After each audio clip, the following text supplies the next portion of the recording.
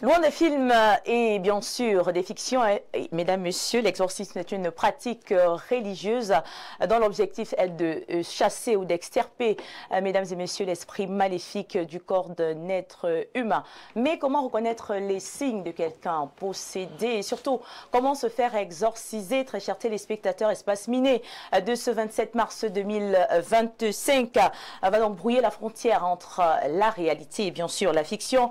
Mesdames, messieurs, bonjour et bienvenue à cette 4e sortie de votre programme Espace Miné, votre espace d'échange de commentaires et d'analyse avec nos invités qui ce jour sont donc des grands sorciers traitants, sont des prêtres exorcistes, sont des journalistes spiritualistes et pourquoi pas des consultants. Mesdames et messieurs, aujourd'hui, la thématique du jour, exorcisme, mythe ou réalité, sera donc au centre de nos débats.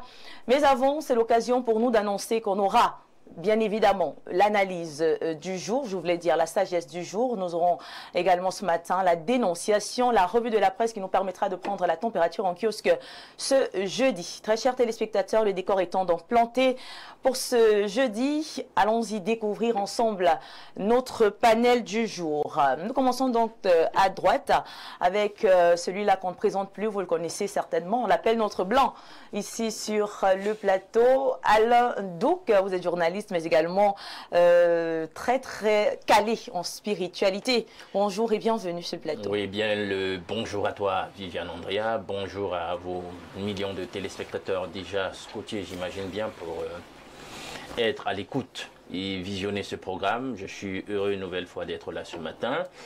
La thématique, elle est sensible et donnera certainement l'occasion pour nous qui avons le plaisir et l'honneur d'être sur ce plateau, d'apporter une contribution à éclairer la lanterne de plusieurs personnes qui se posent certainement de questions ou qui ont eu à s'élever réflexivement sur une pareille thématique et se demander si, voilà, l'exorcisme en tant que pratique religieuse avec quelque chose de pertinente. Ceci dit, je salue les co-discutants déjà installés, je salue tous les petits ingénieurs de l'ombre, je salue le top management. Je n'oublie pas de saluer un artisan de l'ombre, hein, de Jérémy Minken, et Parfait Haïssi, qui est habituellement le présentateur de cette émission et qui est en petit congé technique.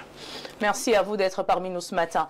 À votre droite, nous avons donc le grand maître Mukulimba, 40 ans de pouvoir, traditionnaliste et sorcier traitant. Bonjour grand maître, pourquoi 40 ans? Pourquoi cette appellation? Oui, bonjour à toi Viviane, bonjour aux téléspectateurs qui nous regardent, bonjour aux panélistes qui sont sur ce plateau. Oui, 40 ans de pouvoir, je suis l'homonyme, si vous voulez, celui qui était l'un des griots du royaume Boblis à l'époque, parce que vous savez que à l'époque c'était le royaume Boblis et le roi s'appelait maintenant Ahanda.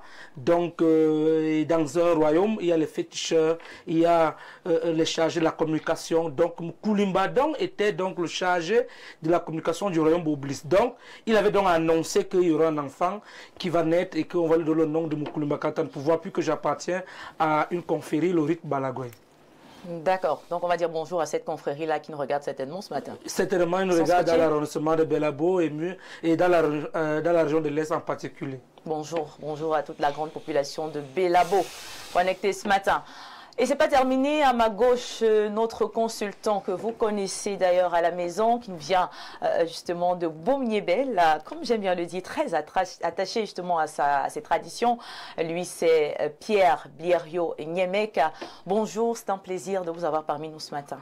Bonjour Viviane Andrea et merci de m'associer à votre panel ce matin. Vous savez, M. Mukulimba pourrait être interpellé à la fin de l'émission.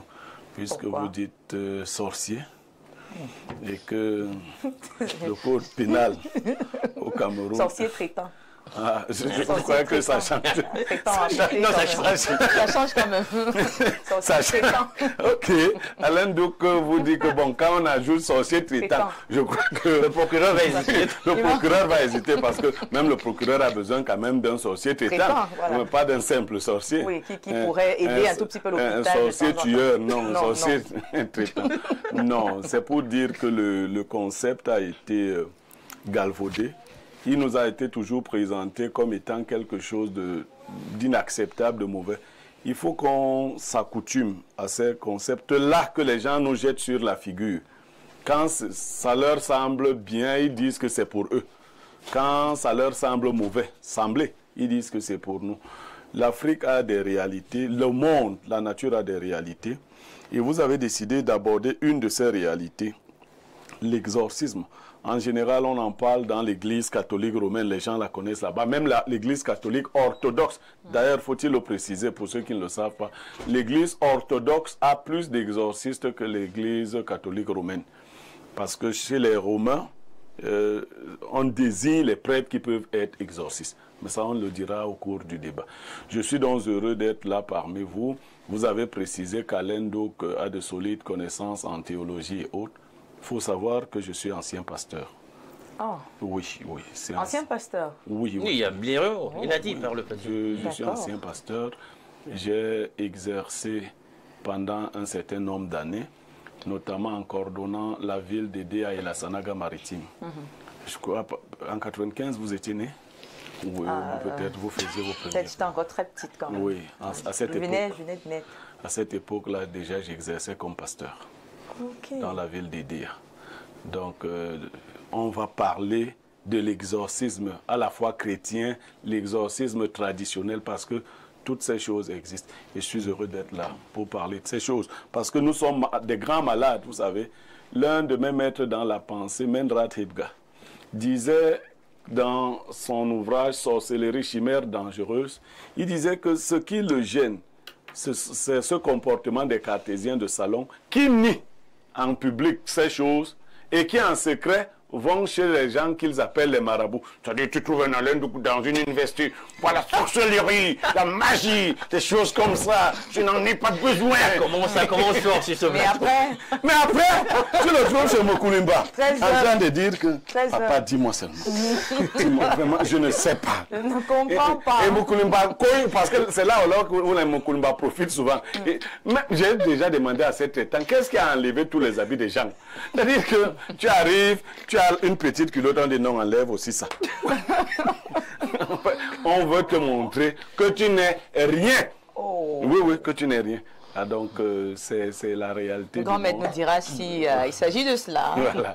Donc, si vous permettez, voilà. Voilà, merci beaucoup, mesdames, messieurs. Le panel, vous le connaissez désormais. Nous serons également avec le père Aïgina, qui est un prêtre exorciste qui va nous rejoindre dans quelques instants. Mais pour le moment, très chers téléspectateurs, on va repasser la parole à Blériot Nyemek, à Pierre Blériot Nyemek, ancien pasteur, comme il vient de le dire sur le plateau. Ce sera pour la sagesse du jour. Un homme qui sait écouter entend toujours plus loin que celui qui parle fort. Un homme qui sait écouter entend toujours plus loin que celui qui parle fort. Un homme qui sait écouter entend toujours plus loin que celui qui parle fort. Autrement dit, un homme sage écoute même ce qui ne se dit pas, alors que le fou refuse d'écouter ce qui se dit même à côté de lui, très occupé à dire ce que lui, il a à dire. Vous comprenez? Ce que vous avez à dire, vous le savez déjà. Si vous voulez accéder à la sagesse, écoutez ce que les autres ont à dire. Cela s'ajoutera à ce que vous avez à dire. Mais plus vous parlez fort, moins vous écoutez ce que les autres ont à dire. D'accord, mettre en avant l'écoute, hein, parce qu'il y en a qui parlent beaucoup et qui ne prennent jamais la peine d'écouter les autres. Et du coup, ces personnes perdent parfois certaines connaissances qu'elles auraient pu apprendre en écoutant les autres.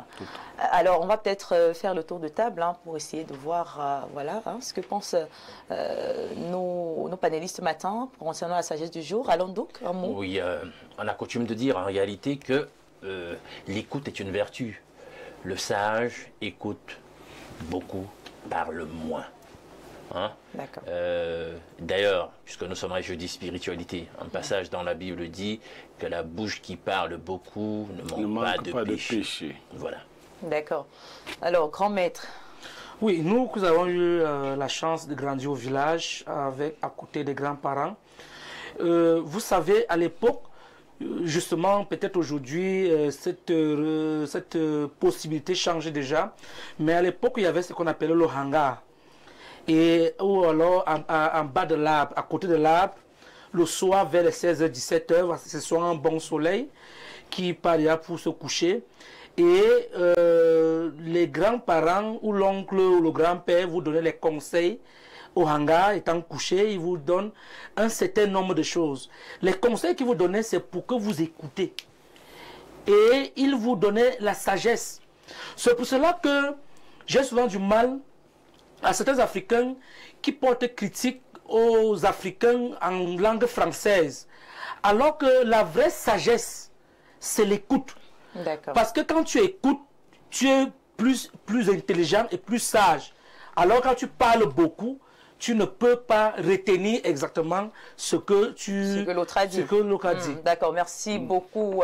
Voilà, Abdihou Nyeme. Oui, là j'interviens un peu. Hein. Je causais avec un initié. En fait, il me parlait et pendant longtemps, je ne lui disais rien. Et il m'a dit, mais Nyemek, tu n'es pas souvent comme ça à la télé. Je lui ai dit, mais à la télé, mon travail là-bas, c'est de parler. Parce qu'il y en a qui ne comprennent pas. Si un professeur décide d'écouter, il entre dans une salle de classe, il regarde les élèves. Alain Douk ne vient pas ici pour écouter, il vient ici pour parler. Donc, en fait, les gens manquent souvent de jugeote. Mon travail au quotidien ici, c'est de parler. Maintenant, est-ce que vous me connaissez en dehors d'ici? La question reste posée. Voilà, merci beaucoup. C'était la sagesse du jour, très chers téléspectateurs. On va y aller en transition. On se dit à tout à l'heure pour la revue de la presse de ce jeudi. À tout de suite.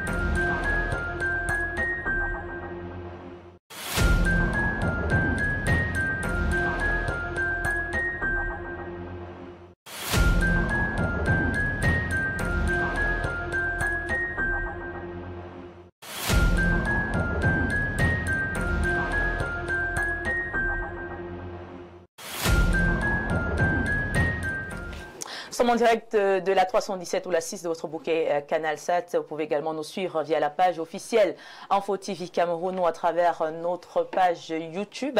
Très chers téléspectateurs, merci d'être de plus en plus nombreux sur le 10-12 connectés pour bien sûr ne rien louper des connaissances que justement nos panélistes nous apportent. Et sans plus tarder, allons-y avec la revue de la presse. Comme annoncé, on va prendre la température en kiosque et pour le faire, nous recevons sur ce plateau Claudia Ncha. Bonjour et surtout bienvenue. Bonjour Viviane Andrea, bonjour à tous les téléspectateurs d'Espace Miné qui nous retrouvent ce matin. C'est un plaisir. Bonjour également à tes panélistes. D'accord. On y va donc en kiosque, on ouvre avec le tri hebdomadaire, la météo de Dieudonné Vengbala. Exactement. Voici donc les événements qui ont marqué l'actualité au Cameroun ces dernières 24 heures. À la une ce jeudi, le tri hebdomadaire, la météo nous propose deux actualités. Mais tout d'abord, Dieudonné Vengbala s'intéresse à la coopération scientifique. En page 4, la Belgique offre une plateforme d'intelligence géospatiale au Cameroun. Le MINRESI, Dr Madeleine Tuente et l'ambassadeur de Royaume de Belgique au Cameroun, Alain Leroy, en ce 26 mars à Yaoundé, paraphé de certificats relatifs à la page 4, nous renseigne davantage sur cette actualité. Dieudonné Vengbala fait de la présidentielle du mai 25 sa grande une.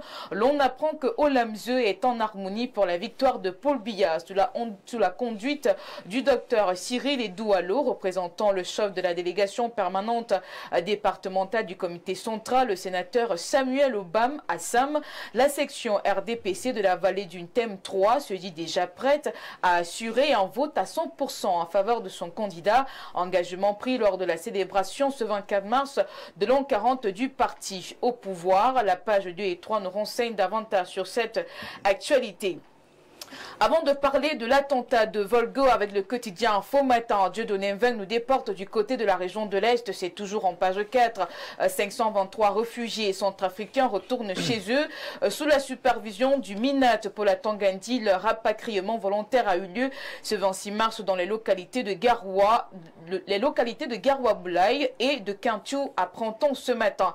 Et parlons à présent de cet attentat de Volgo. Les terroristes djihadistes craqués dans un communiqué publié ce 26 mars, le MINDEF donne les éclairages sur l'attaque des assaillants dans la nuit du 24 au 25 mars dans cette localité nigérienne frontalière à la ville de Fotokol, département du Logone et Chari, région de l'extrême nord. Joseph Betia Somo transmet également les condoléances du chef de l'État, chef des forces armées Paul Biya aux familles des victimes, ainsi que ses vœux de prompt rétablissement aux blessés.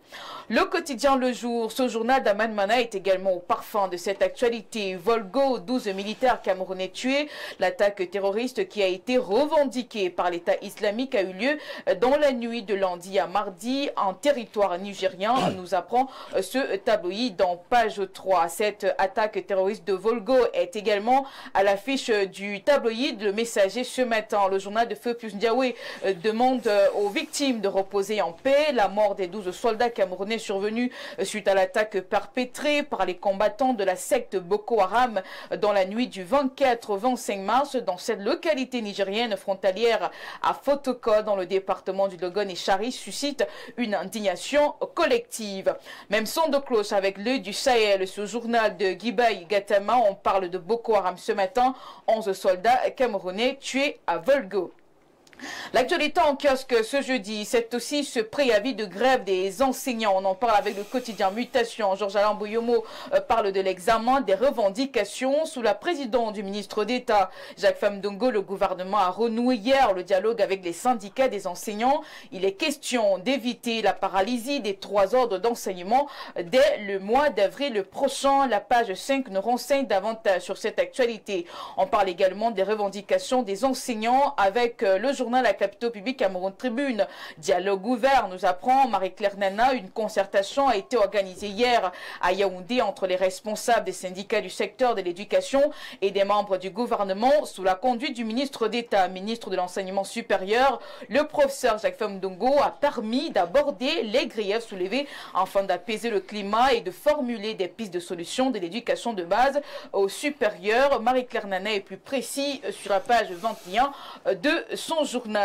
Autre information à retenir ce jeudi, affaire Redac, on en parle avec la nouvelle expression. Ici, l'on apprend que maître Alice Combe et Ngombe sont devant la barre. Ces deux responsables du réseau des défenseurs des droits de l'homme en Afrique centrale ont reçu une convocation pour se présenter au tribunal de première instance de Douala Bonanjo le lundi 7 avril 2025. Depuis quelques mois, leurs ONG sont dans le collimateur des autorités de Yaoundé. En clôture avec l'économie quotidien, ce journal de Thierry Ekouti, on parle ce matin de baisse des taux directeurs de la BIAD, les incidences sur le marché des capitaux. Il faut savoir que lors de la première session de l'année 2025, le comité de politique monétaire de la Banque des États de l'Afrique centrale a décidé de ramener le taux d'intérêt des appels d'offres de 5% à 4,50% et le taux de facilité de prêt marginal de 6,75% à 6%. La page 3 nous renseigne sur cette actualité ce matin. C'était tout pour la revue de presse Acte 2 sur Info TV. Viviane Angria.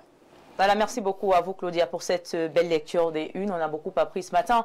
Et pour plus d'informations, rendez-vous en kiosque pour avoir un journal, voilà, à votre portée, au prix de 400 francs CFA seulement.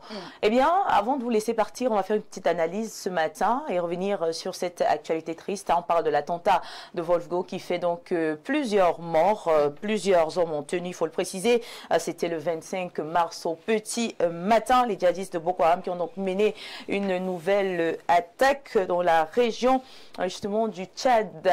Voilà, peut-être avec notre panel ce matin, on va essayer d'en parler. On a quand même près de au moins 19 militaires camerounais qui ont été tués et c'est pratiquement la première fois justement que les militaires sont la cible justement de ces terroristes-là. Je commence par vous, Alain Douk. Qu'est-ce que vous pouvez dire, n'est-ce pas, face à cette situation? Je commence déjà par présenter mes condoléances aux nombreuses familles attristées par cette perte. Chacun de nous, d'une manière ou d'une autre, de façon directe, soit indirecte, se sont concernés par cette perte, puisque les soldats en question assuraient la sécurité quand même du triangle national. Donc, ils étaient à notre service. C'est la nation camerounaise qui perd de son capital humain, si je puis m'exprimer ainsi, puisque je n'aime pas trop le mot capital, mais on perd des hommes, et un homme perdu, c'est toujours un homme de trop. Je vais, dans le cadre de cette petite analyse, aller dans le sens de la géopolitique, pour dire que, vous savez, le Cameroun occupe une place très stratégique dans le golfe de Guinée et l'ensemble de l'Afrique. C'est un continent hyper riche, en proie à beaucoup de convoitises. On sait évidemment que l'islamisme relève d'une ingénierie bien pensée de la géopolitique d'un certain nombre d'entités occidentales qui ont intérêt justement à ce que le phénomène existe et perdure pour créer une espèce d'instabilité permanente et mettre en difficulté les perspectives de développement des pays faiblement structurés de l'Afrique. Donc, il faut toujours avoir cela en mémoire.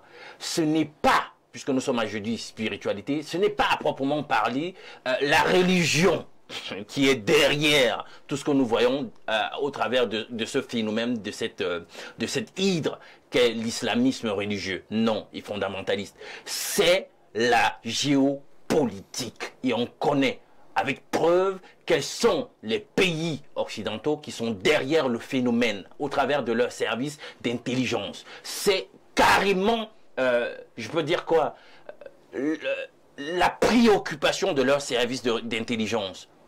Ils réfléchissent, ils créent ce phénomène, ils l'entretiennent. L'État, là-bas au travers de la fiscalité, finance. Vous avez vu récemment, avec le phénomène Dodge aux États-Unis, comment Trump et Elon Musk ont permis de réaliser que beaucoup d'argent du contribuable américain, $1 milliard, était investi pour aller créer de l'instabilité dans plusieurs nations à travers le monde, en Europe, en Afrique, etc. Donc c'est comme ça que ça fonctionne là-bas.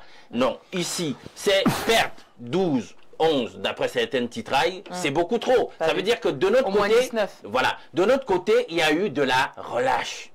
Il y a eu de la relâche dans notre mission de veille. Il y a eu de la relâche peut-être au niveau même de la coopération, parce qu'il faut dire que Volgo est quand même situé en territoire nigérian, et si nous nous sommes retrouvés là-bas avec une représentation armée, c'est qu'il y a quand même une dynamique de la coopération sécuritaire qui s'est mise en œuvre. Donc, des deux côtés, il y a... le Cameroun, voilà, donc des deux côtés, il y a une relâche. L'armée du Tchad. Ça donne l'occasion, au travers de cette période, de revenir, de gagner un regain. Hein. Il faut un regain d'éveil sécuritaire pour que ce genre de phénomène ne se produise plus. C'est un indicateur déjà d'une certaine fébrilité. C'est pas bon. Merci, c'est juste une petite analyse avec le grand maître Mokoulimba. Également, on va essayer de tirer peut-être voilà, un petit message. Quand on sait qu'avoir un enfant, c'est difficile, faire élever un enfant, c'est encore plus difficile, et qu'on perd 12 de nos soldats, ça fait beaucoup mal.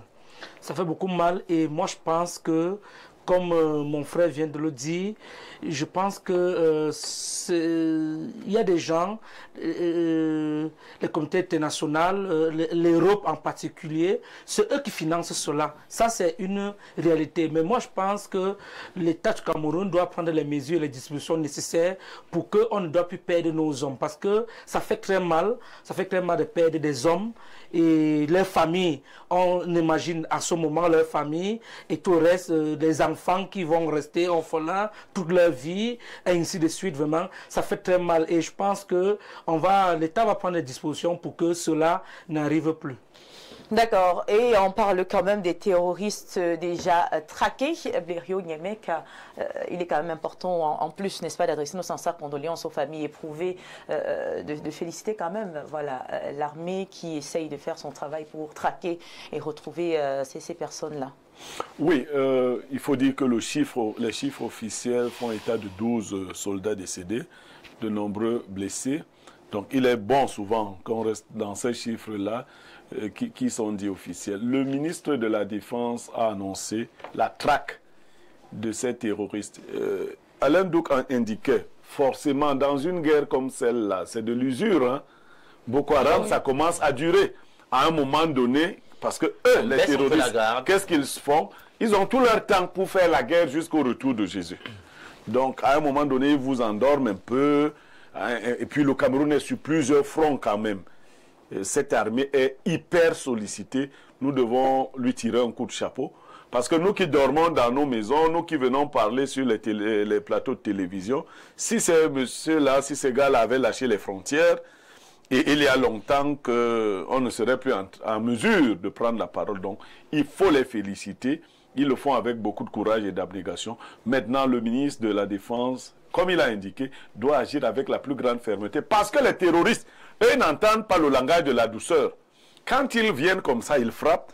Il faut aller de leur côté et frapper suffisamment fort. Vous savez, c'est des malades, hein. C'est djihadistes et autres, c'est des malades. C'est des gens, on vous dit, on a tué chez eux 100. Et puis, c'est comme si ça les boostait. C'est comme si ça leur redonnait de l'énergie. Non, il faut redoubler de vigilance. C'est une très longue frontière, vous savez. Entre le Cameroun et le Nigeria, nous faisons une frontière de près de 1000 km. Vous comprenez que c'est bien difficile de tenir sur toute cette zone-là. Et Dieu seul sait depuis combien d'années nos valeureux soldats tiennent de ce côté-là. Bon, c'est une force mixte qui se retrouve des deux côtés parce que dans cette zone-là, le Cameroun, le Nigeria, le Tchad, en fait, tous les pays qui sont des victimes de la secte islamique Boko Haram se sont organisés pour avoir une action concertée. Personne ne peut combattre l'hydre qu'on appelle le terrorisme seul. C'est des gens qui sont cachés parmi nous souvent, qui s'infiltrent dans la population. Vous allez comprendre l'une des erreurs qui a conduit à brûler deux valeureux chercheurs de ce côté, du côté de l'extrême nord, parce que les populations aussi vivent une psychose permanente. Là-bas, dès qu'on voit seulement un effet, on croit que c'est un Boko Haram. Donc, tout ça, ces populations ont besoin aussi d'encadrement. D'accord, les populations ont besoin d'encadrement. Nos sincères condoléances à toutes ces familles si durement éprouvées. Ce sont des frères, des familles, des pères, des oncles, des cousins à nous. Et beaucoup de courage aux familles. Ça fait très mal. Alors, merci à tous nos panélistes pour les différentes analyses, on va le dire ainsi. On va donc y aller avant de prendre la transition avec un programme d'obsèques, avec bien sûr la participation de la diffusion. Il s'agit du programme d'obsèques de Madame Odu Owuna Nemekui Ngele Marguerite Valérie. Elle a vécu entre 1985 et 2025.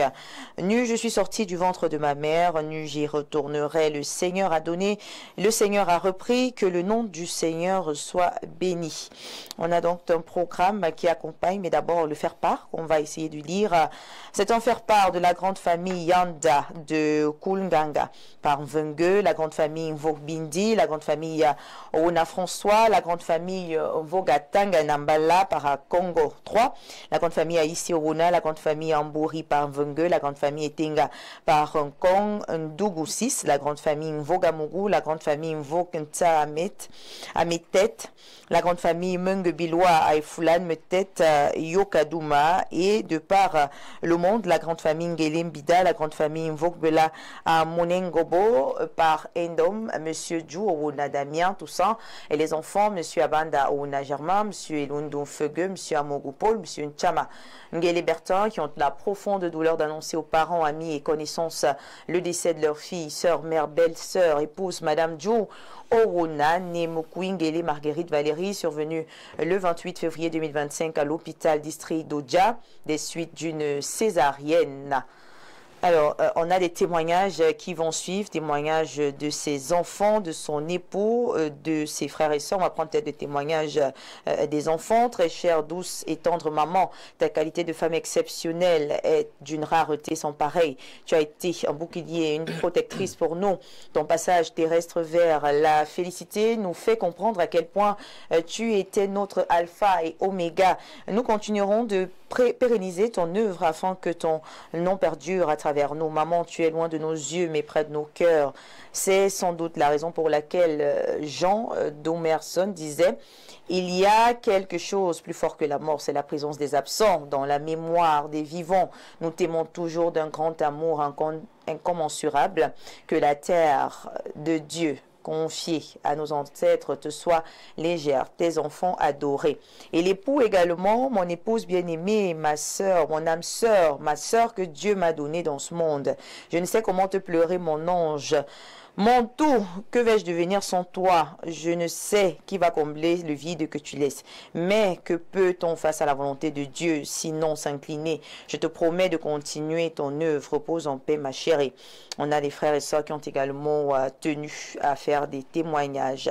Alors, le programme prévoit du vendredi au 28 février au mercredi 26 mars 2025, 18h, prière et recueillement tous les jours au domicile de la Défentis à Ndong, chez le prêtre par carrière sur la route de Fou. Jeudi 27 mars 2025, 15h, levé de corps à la morgue du CEFTA à Ikounou. À 16h, arrivée installation de la dépouille au domicile de la Défense. 20h, office religieux suivi de la grande veillée. Vendredi 28 mars 2025, 12h départ pour le village Nkol Nganga par Vung. 14h arrivée, installation de la dépouille. 20h30 office religieux suivi de la grande veillée jusqu'à l'aube. Samedi 29 mars 2025, 10h début des cérémonies traditionnelles Nsilaou.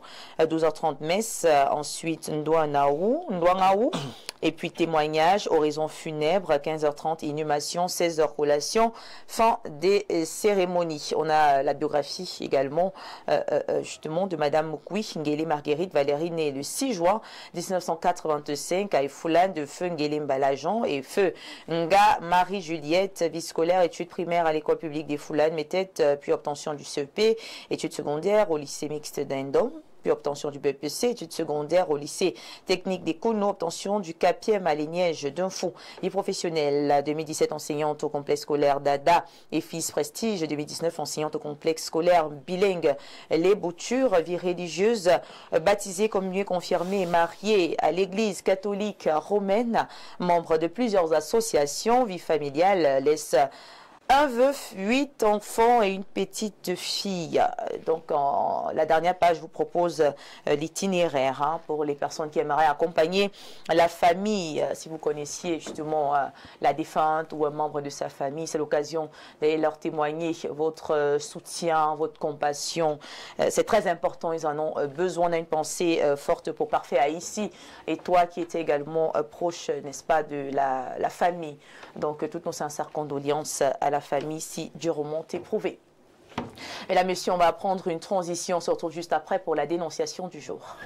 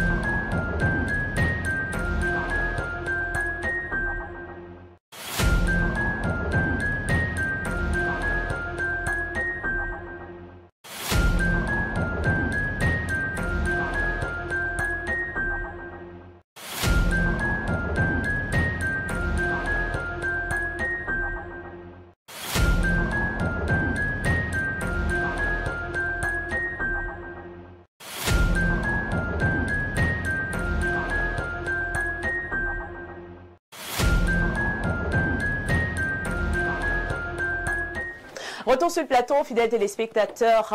Merci de nous suivre sur Espace Miné, 10h-12h. Nous allons donc poursuivre tout à l'heure avec la dénonciation du jour. Oui, c'est ce fait de société qui vous énerve, que vous n'appréciez pas, que nous allons encore dénoncer ce matin. Mais avant, nous avons donc le père Christophe Ayina qui nous rejoint à l'instant. Il est prêtre exorciste et il sera avec nous dans le cadre de la thématique du jour. Bonjour mon père et bienvenue sur le plateau de Espace Miné. Merci beaucoup. Merci de m'avoir invité. C'est un plaisir de vous avoir. Je m'excuse. Nous venons du côté est d'Olembe, les embouteillages. Ça ne donne pas de reste, surtout c'est la fin du mois. Bon. C'est pas évident ce matin. Moi également en venant, ça n'a pas été facile. Hein, du côté d'Odia, avec la route qu'on arrange de ce côté, ce n'était pas évident. En tout cas, c'est un plaisir de vous savoir en santé, en forme et prêt à nous donner les connaissances, parce qu'on va parler aujourd'hui de spiritualité et précisément d'exorcisme, pour savoir si cela peut être considéré comme étant une réalité ou encore un mythe. Vous êtes prêts? L'exorcisme, c'est une réalité. D'accord. Vous aurez le temps de nous en dire plus et de nous dire surtout pourquoi c'est une réalité, parce que d'autres pensent que ce n'est pas le cas. Donc, mon père, installez-vous confortablement. On va y aller avec la dénonciation du jour et nous repassons la parole ce matin à Pierre Birio-Niemek, notre consultant permanent. Alors, Viviane Andrea, nous dénonçons un phénomène. Moi, quand j'étais jeune, plus jeune, mon papa avait une moto. Et je le voyais rouler en moto. Oui, j'ai vu d'autres personnes rouler en moto. Il n'y avait pas encore cette affaire de mototaxi. Il y a un phénomène qui se produit depuis qu'il y a les mototaxis et que les mairies s'occupent de la circulation dans la ville. Les propriétaires des motos n'ont plus le droit de circuler. Peut-être que les Camerounais n'ont pas prêté attention à ça. Parce que lorsqu'on vous arrête, vous devez présenter un permis de circuler. Pas votre permis de conduire, le permis de circuler.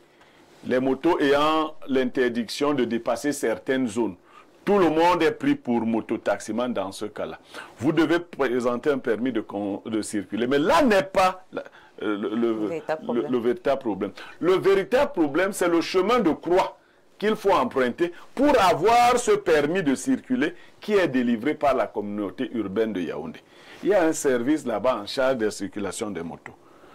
C'est là-bas que tout le monde doit déposer. Tous ceux qui n'ont pas la possibilité d'avoir un engin à 4 roues, mais qui ont la possibilité d'avoir un engin à 2 roues, sont confondus dans la catégorie des mototaximans. Et pour se distinguer, ils doivent obtenir un permis de circuler. Mais c'est un véritable chemin de croix. J'ai eu plusieurs plaintes. Lorsque vous l'avez même eu une fois, et puis il expire, faut-il le dire. Ce n'est pas un permis qu'on vous donne ad vitam aeternam. Il expire. Il a une durée de vie. Quand il a expiré, il faut aller le renouveler. Vous comprenez ce que ça fait comme peine à toute la population de Yaoundé, à toute personne qui voudrait avoir. Et connaissant les Camerounais, une fois que quelqu'un devient le guichet incontournable, vous pouvez imaginer à quoi il soumet les gens. Les dernières plaintes que j'ai là avec des photocopies et autres, c'est des gens qui depuis 3 mois attendent de renouveler leur permis de circuler. C'est-à-dire que si vous avez votre moto, avec toutes les pièces, vous avez votre casque, vous avez votre permis de conduire, il vous faut pour circuler dans la ville de Yaoundé, présenter un permis de circuler. Et pour l'avoir, il faut aller voir un individu à la communauté urbaine qui prend son temps. Qui prend son temps.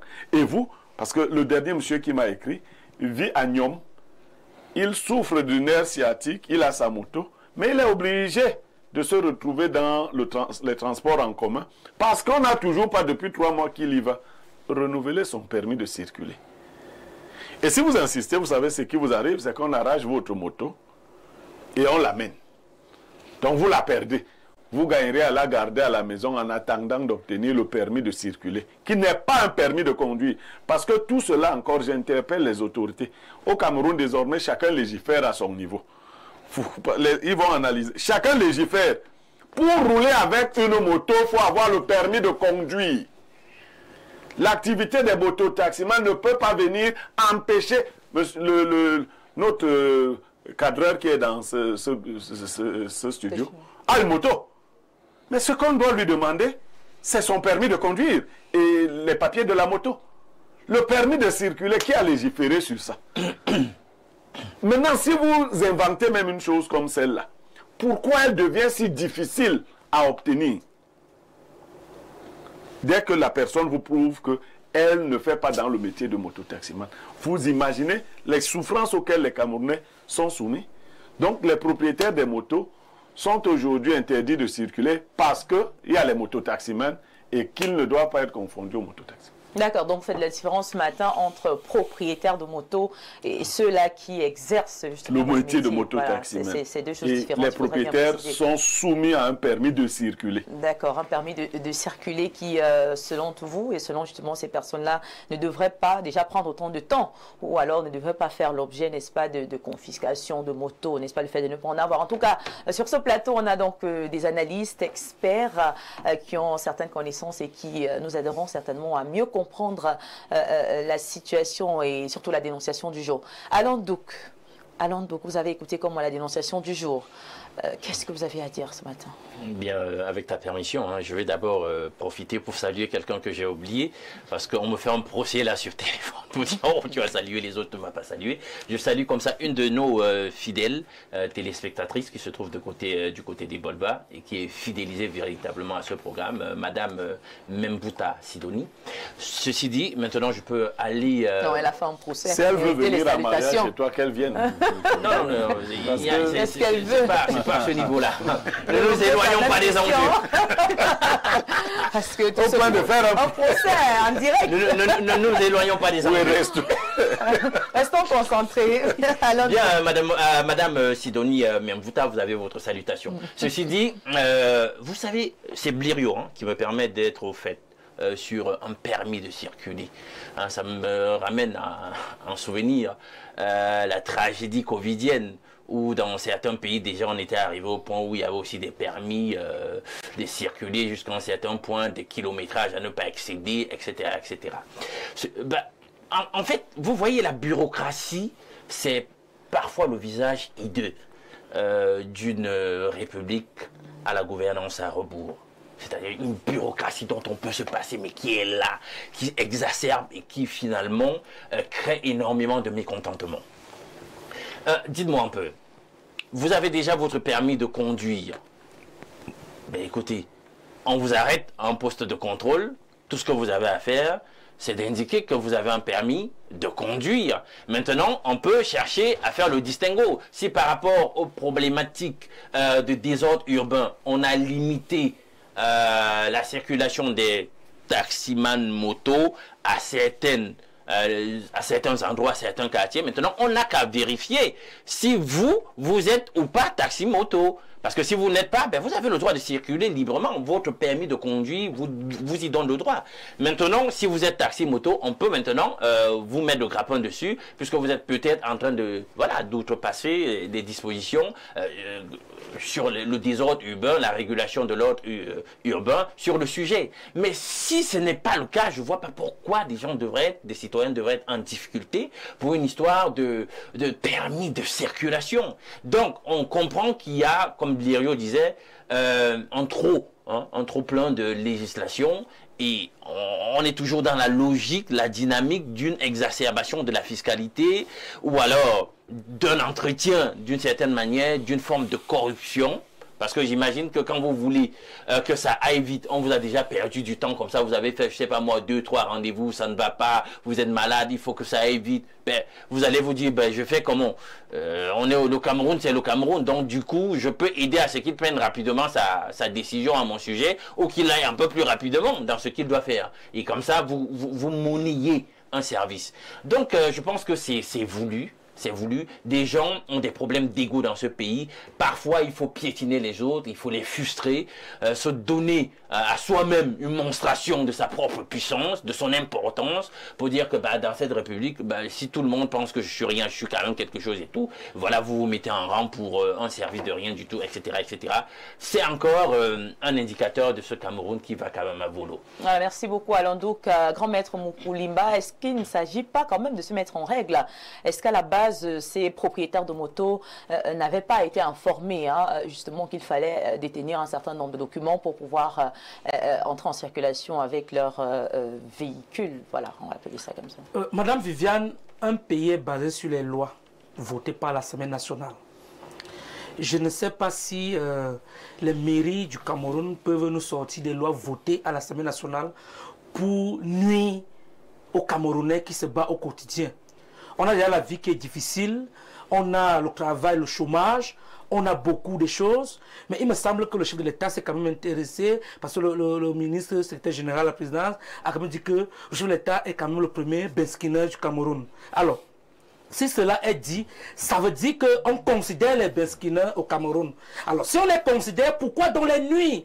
Parce que cette histoire devient de crocs dans les carrefours où il y a les bagarres, les tirements. Les jeunes ne peuvent plus se battre librement et normalement parce qu'ils ont peur. Nous autres qui n'avons pas encore la chance d'avoir les véhicules, quand on appelle ces motos, les gars sont frustrés, ils ont peur de partir à certains endroits, même s'ils ont tous les papiers, même s'ils ont tout, tu ne dois pas stationner pour 5 minutes, si c'est plus de 5 minutes, on t'arrête, c'est si tu machin et tout. Et maintenant, pour des personnes qui sont des mototaximans personnels, ceux qui ont les motos personnelles, mais si tu as déjà tes papiers, tu as déjà ton permis, pourquoi te demander encore un papier de permis de circuler? Toutes ces choses-là, moi je pense que c'est pour apporter, il y a quelque chose qui peut arriver très mal à partir de ces choses-là. Moi je pense qu'on doit laisser les gens circuler. Les gens se battent. Parce que, est-ce que ces gens sont contents de voir les motos dans leur mairie? Au moins c'est plus de 500 à 1000 motos garées là, parce qu'on a arrêté les motos des gens. Et puis, quand on t'arrête une moto qui coûte 500 000. Et puis on peut t'arrêter même peut-être pour 25 000. Si tu n'as pas 25 000, tu ne peux pas retirer cela et tout. Et ça porte quelqu'un au chômage, il paye la maison, il vit comment, il va se battre comment. Donc vraiment, il faudra que l'État, ceux qui ont le pouvoir de décider, essaie aussi de trouver des solutions par rapport à cette histoire de moto. Et on a donc créé les vandales, c'est-à-dire les gars qui arrêtent les motos là, au lieu de venir de manière posée, te poser la question, pour eux c'est comme si c'était une guerre. Pourquoi c'était une bagarre? Et je pense que ce n'est pas normal. La conséquence, on voit beaucoup qui meurent, beaucoup qu'on les frappe, et ainsi de suite. Est-ce que nous devions arriver à ce niveau? D'accord. Maître Moukulimba, on a quand même le constat qui est fait, c'est cette brutalité, voilà, accuse donc ces personnes chargées de gérer ce secteur-là. Très souvent, on a même pourtant la possibilité de faire la différence entre des motos, n'est-ce pas, que des motos taxmen utilisent pour faire leur travail et des motos personnelles. On a par exemple des motos sport, mais à un moment donné, en route, on a l'impression qu'ils mélangent tout cela et voilà, ils veulent juste faire de la brutalité. Voilà. Est-ce que c'est normal? Le ministre a arrangé la dernière fois qu'il y a eu l'incident à un des premiers où, n'est-ce pas, un camion avait renversé un moteur taxement, il y avait une fille. Il avait demandé, n'est-ce pas, diffuser des informations. Ces gens qui ont des motos, les dire voilà ce qu'il faut pour franchir telle étape, pour aller à tel endroit. Mais si vous ne diffusez pas les informations et qu'il y a des personnes à l'intérieur qui se sont fait, comme le disait mon frère tout à l'heure, là, c'est-à-dire une manière, n'est-ce pas, de s'asseoir et de créer, n'est-ce pas, une sorte de corruption. On est habitué déjà, dès qu'on voit une moto devant, on sait déjà qu'on va rester avec 5 000 francs, on va rester avec 20 000 francs. Et puis c'est de la bagarre.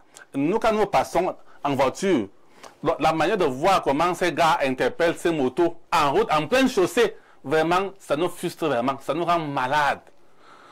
Et nous les disons vraiment, nous sommes tous les Camerounais. Nous-mêmes qui sommes, n'est-ce pas, les autorités religieuses, nous nous battons au quotidien de chercher des emplois à ces enfants qui viennent vers nous. Moi, je connais un élément qui avait une licence, que j'ai trouvé en train de creuser les puits, que j'ai aidé à placer quelque part dans une structure. Parce que son niveau, ça nous permettait, parce que les enfants déjà, souffrent déjà énormément de trop. Parfois, c'est un oncle, parfois, c'est un ami, parfois, c'est un père qui peut donner de l'aide à cet enfant de s'approprier une moto. Mais quand tu vas en route, dites à cet enfant, tu as besoin de tel papier, de tel papier. Ce n'est pas de la guerre. Nous ne sommes pas là pour faire la guerre avec vous. Et cet enfant, je pense que si c'est un enfant conscient, n'est-ce pas, il va chercher en sorte qu'il ait tous ses papiers. Donc la brutalité, c'est pas ça, n'est-ce pas? C'est pas ça que nous évoquons ici. Nous voulons juste pour que l'autorité qui est en place essaie de dire à ce mototaximan, voilà ce que nous désirons désormais. Si vous voulez circuler d'Olembe à la poste centrale, montrez-nous tel document. On ne peut pas faire la guerre avec l'État. Ce sont eux qui sortent les permis de conduire, ce sont eux qui sortent les lois chaque jour. Nous sommes obligés de les suivre tout simplement. Donc moi je pense que l'État devrait comprendre ces enfants et savoir déjà d'abord que ces enfants souffrent déjà de plus. Et quand ces enfants vont, n'est-ce pas, au chômage, c'est, n'est-ce pas, le taux de la criminalité, du grand banditisme qui augmente. Moi ça me surprend quand ces autorités sont surpris de comprendre qu'on a agressé dans tel endroit, mais quand ces enfants font des efforts de chercher un petit emploi, vous êtes là, vous vissez. Mais ils vont seulement se déverser pour être, n'est-ce pas, des bandits, à nous agresser à tout moment. Donc je pense qu'il y a cette information que le ministre avait demandé. Il faut sensibiliser ces enfants. Il faut avoir les cellules même, les cellules, n'est-ce pas, de renseignement. De dire, voilà, si vous avez des motos, peut-être chaque fin de mois, voici la réunion que nous pouvons vous faire passer. À partir des réunions, c'est pour vous sensibiliser et sensibiliser les autres qui veulent peut-être, n'est-ce pas, faire ce genre de métier. Moi, je pense que c'est cette manière.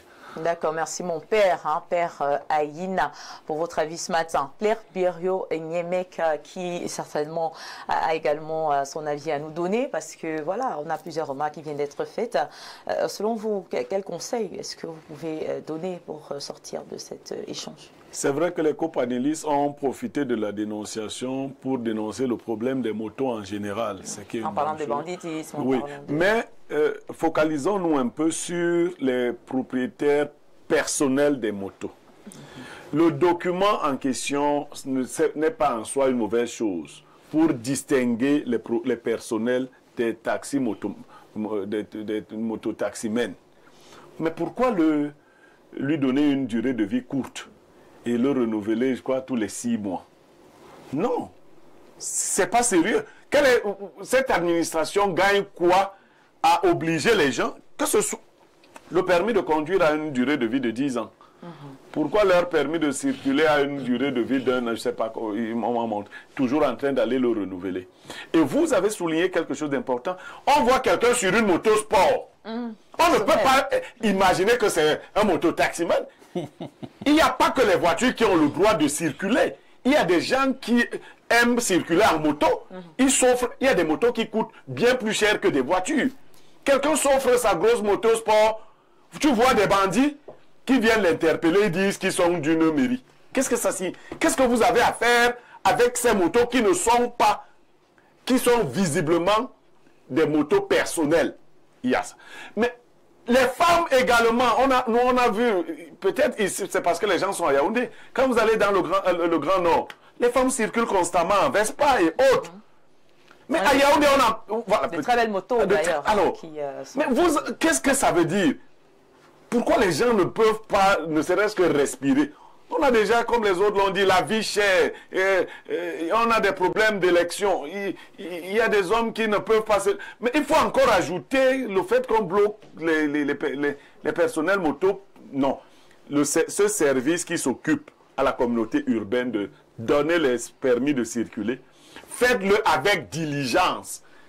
Je ne vous ai pas dit, des fois on vous dit que c'est le papier qui manque pour imprimer.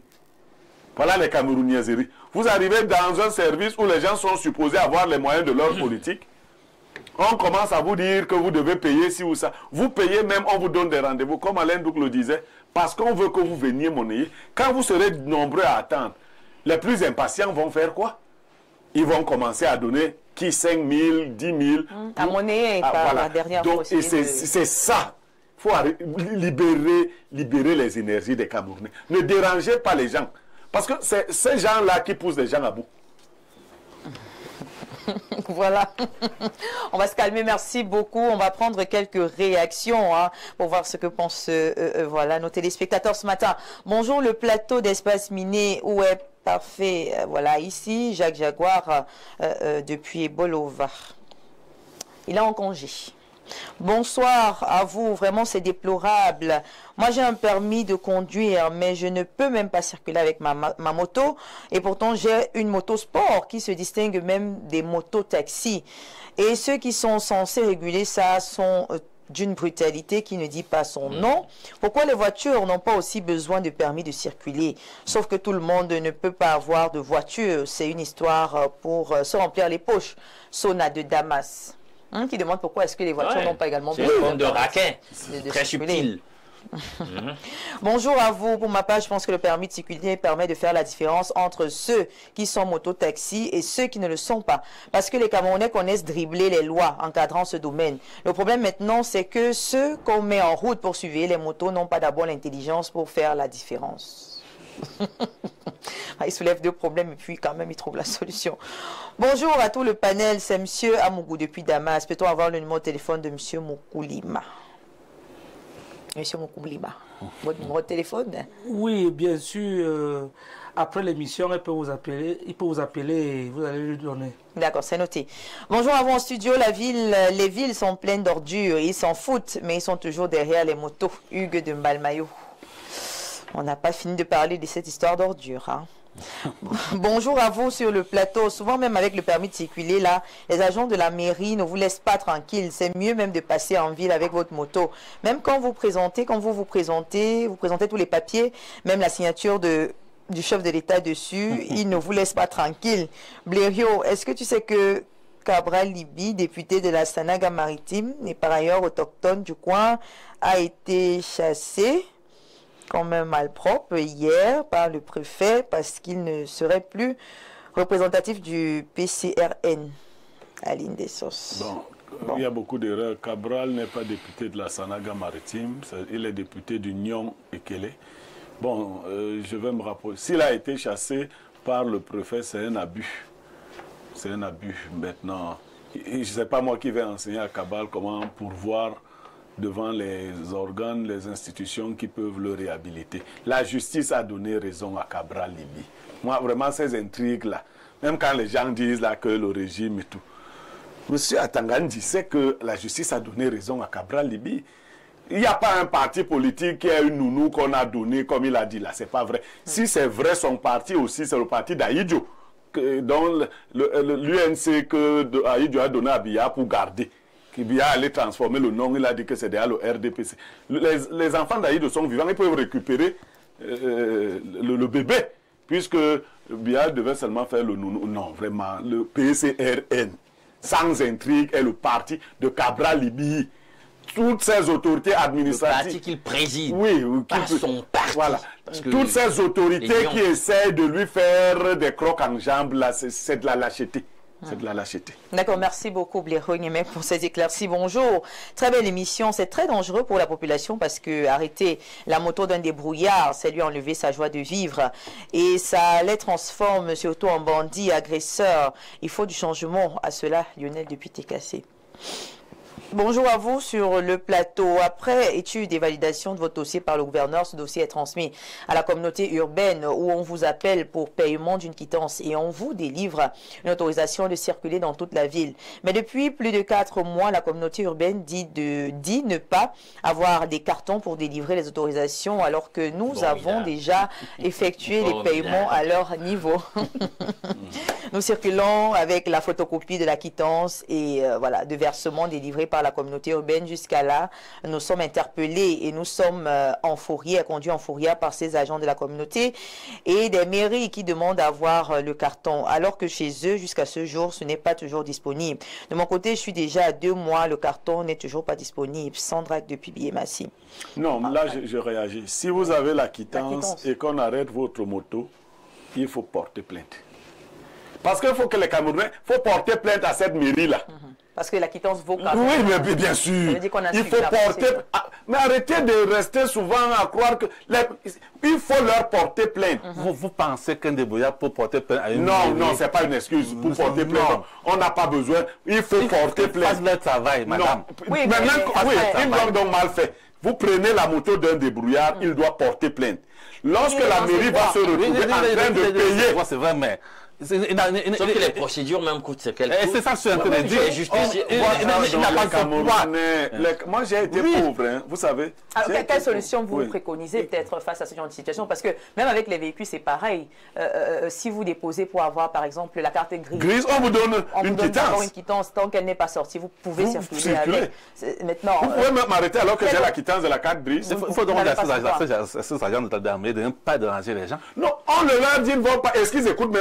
La plupart, même le français, ils n'entendent pas. C'est des gens que les maires ont ramassés dans leur village, des cueilleurs de vin. Donc, il faut porter plainte aux mairies en question. Quand les maires vont se retrouver en train de faire des procès, de payer, ils vont arrêter ce genre de choses. D'accord, on va prendre encore deux messages. Bonjour, la dénonciation du jour est très importante, c'est très grave. Je suis enseignant au lycée d'Afanoyo, je vis à Olembe. Maintes fois, j'ai été brutalisé par les éléments de la communauté urbaine. J'ai toutes les pièces et mon autorisation de circuler a expiré depuis janvier. J'ai introduit le renouvellement, mais on me dit depuis à la mairie de la ville qu'il n'y a pas de carton. Le même problème pour établir mon AC. La semaine passée, je n'en pouvais plus. Avec l'argent de transport par taxi, je suis sortie avec ma moto. Ils m'ont interpellé, j'ai tout présenté, y compris mon AC expiré, expliquant que je parvenais pas à obtenir une nouvelle. Ils ont menacé à amener ma moto, j'ai même supplié que j'allais évaluer les élèves.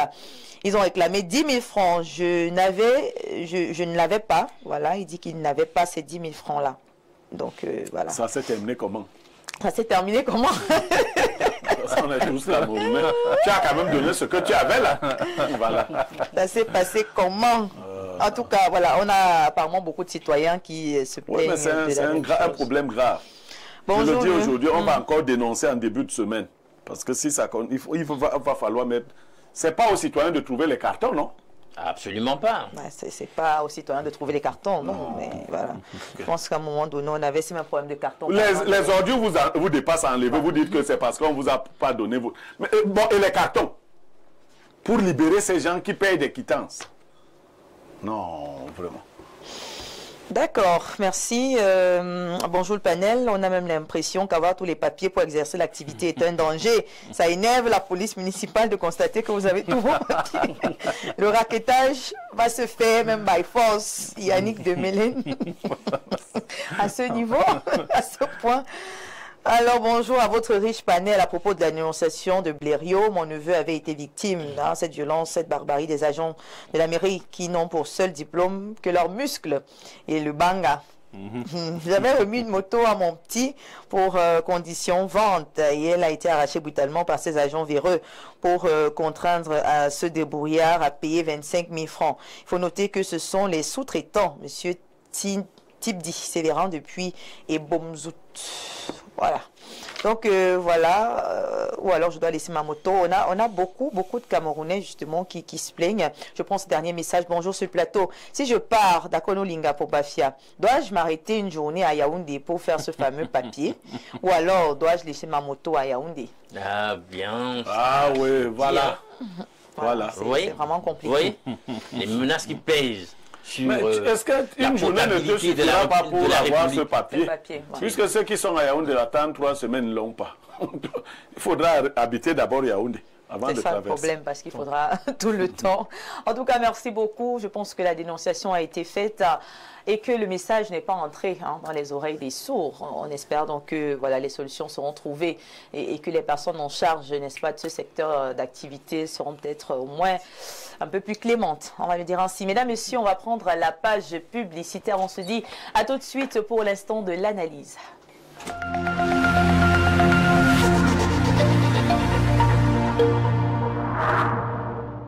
Vous aimez quand c'est chaud et généreux? Dis-moi tout. Canal+ met du piment dans votre télé. Réabonnez-vous pour profiter d'une offre brûlante avec toutes les chaînes offertes pendant 15 jours. Regardez. Goûtez aux nouvelles émissions et séries épicées comme on aime. Ouais, ça donne chaud. C'est gagné! Qui aime les akara ne doit pas avoir peur du piment. Attention, intrigue tout feu tout flamme. Je vais vous régaler ce soir. Vibrez devant les films les plus chauds du moment. Et vivez des ambiances bouillantes dans vos matchs tant attendus. J'ai senti mon corps vibrer. Alors, ça chauffe, non? Réabonnez-vous vite. Pour Pour relever les défis qui attendent notre pays, les pouvoirs publics font de la gouvernance inclusive et participative une priorité. Depuis plus d'une décennie, le Salon de l'action gouvernementale SAGO, plateforme citoyenne de vulgarisation des politiques publiques, s'active pour contribuer à l'amélioration de la gestion des affaires de la cité. Au programme de chaque édition, des conférences publiques sectorielles diffusées en direct, des rencontres et une exposition de l'ensemble des administrations et des organisations du secteur privé. Exclusivement, le SAGO 2025 ouvre ses portes aux PME avec la mise en place du village de la consommation locale. Gouvernants et gouvernés, ne manquez pas la 14e édition du SAGO placée sous le thème « Le service public à l'épreuve de l'impératif de croissance économique du Cameroun ». Du 19 au 26 juillet 2025 au Palais des Sports de Yaoundé. Pour plus d'informations, contactez le cabinet événementiel Mon Communicateur, mandataire du gouvernement au 620 00 21 95 ou sur www.sago.ca. Salon de l'action gouvernementale, la vitrine du Cameroun. Plongez dans l'excellence au cœur de Yaoundé.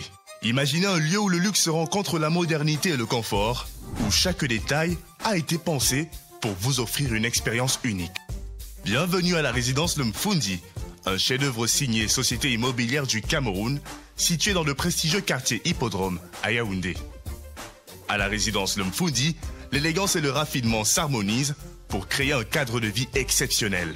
Découvrez une offre inégalée, 152 appartements haut de gamme, des configurations T1 à T6 avec cuisine américaine et européenne, 954 mètres carrés d'espace de commerce en rez-de-chaussée, idéaux pour vos affaires. 4130 mètres carrés d'espace de stationnement alliant intérieur et extérieur pour un maximum de confort. 3070 mètres carrés d'espace commun aménagés pour votre détente et votre bien-être. Chaque détail de la résidence Le Mfundi a été soigneusement étudié pour répondre à vos attentes.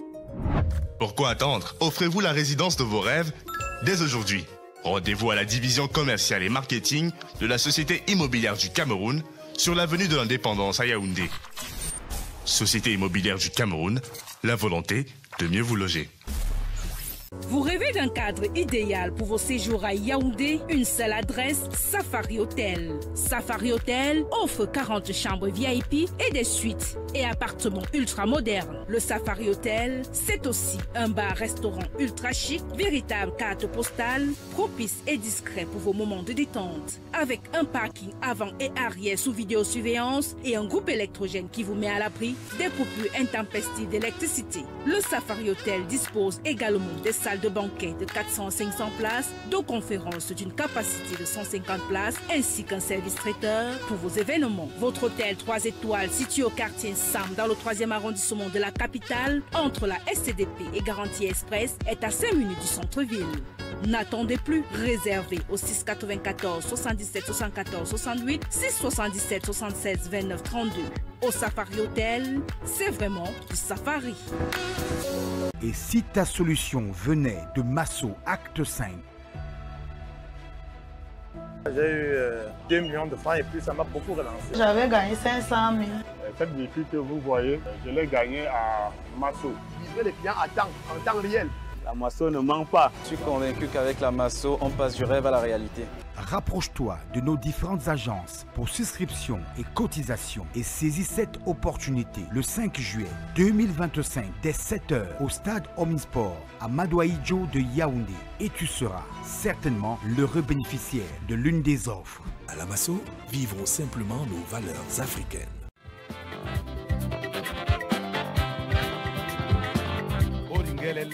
Pour tous vos événements administratifs, campagnes de communication, concerts géants, meetings politiques, cérémonies de mariage, une seule adresse. Pro Sound and Light Cameroun. Pro Sound and Light Cameroun met à votre disposition une sonorisation high-tech, piano, console de mixage, ampli, micro HF et ce n'est pas tout. ProSound Enlight Cameroun, c'est aussi le rendez-vous avec l'écho des haut-parleurs pouvant couvrir des lieux de 500 à 5000 personnes. Briller avec un système de lumière intelligente sur des podiums modulables. ProSound Enlight Cameroun est situé à Olembe, Dubai City. Contact 654 85 81 03 673 58 07 62. ProSound Enlight Cameroun, animez vos événements avec le bon matériel.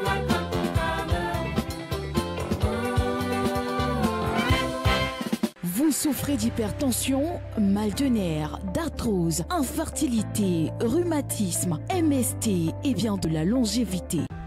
What if your solution comes from Maso X5?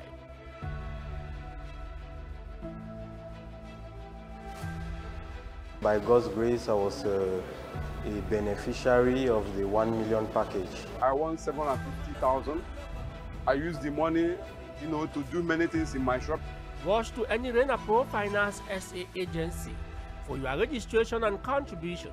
Grab the opportunity offered by the July 5, 2025 event, which starts from 7 a.m. at the Amadou Ahidjo Stadium in Yaoundé, and be one of the lucky winners. At Maso, we simply live our African values.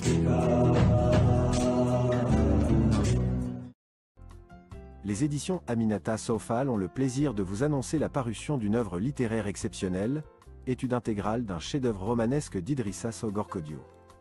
Cet ouvrage analyse, avec profondeur, Fils de prélat, le roman emblématique d'Armand Claude Abanda, écrivain camerounais de renom et titulaire de la chaire UNESCO d'Afrique centrale accestique.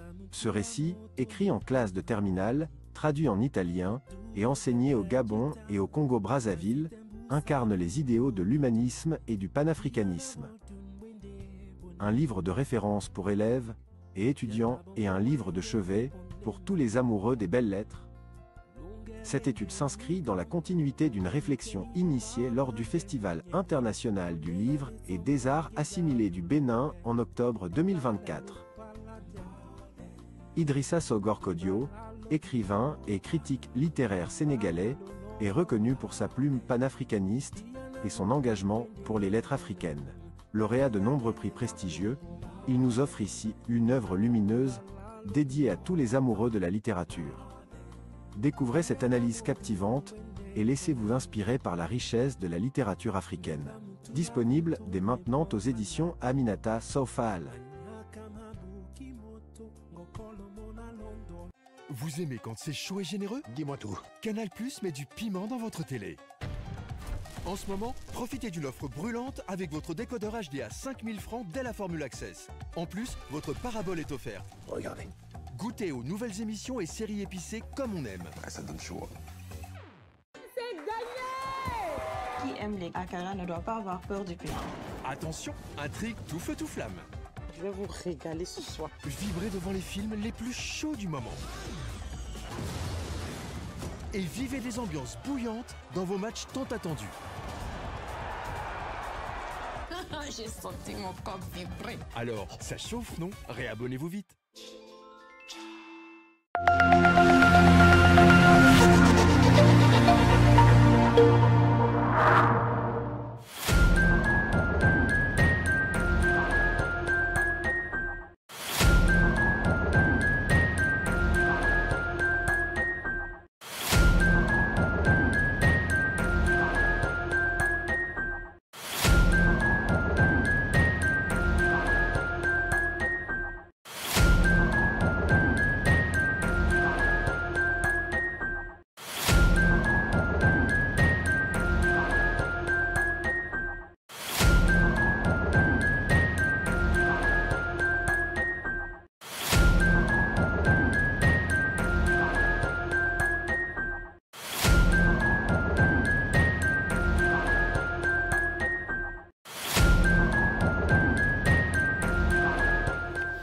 Welcome back, ladies and gentlemen, on your program Espace Miné de lundi à vendredi, 10h-12h.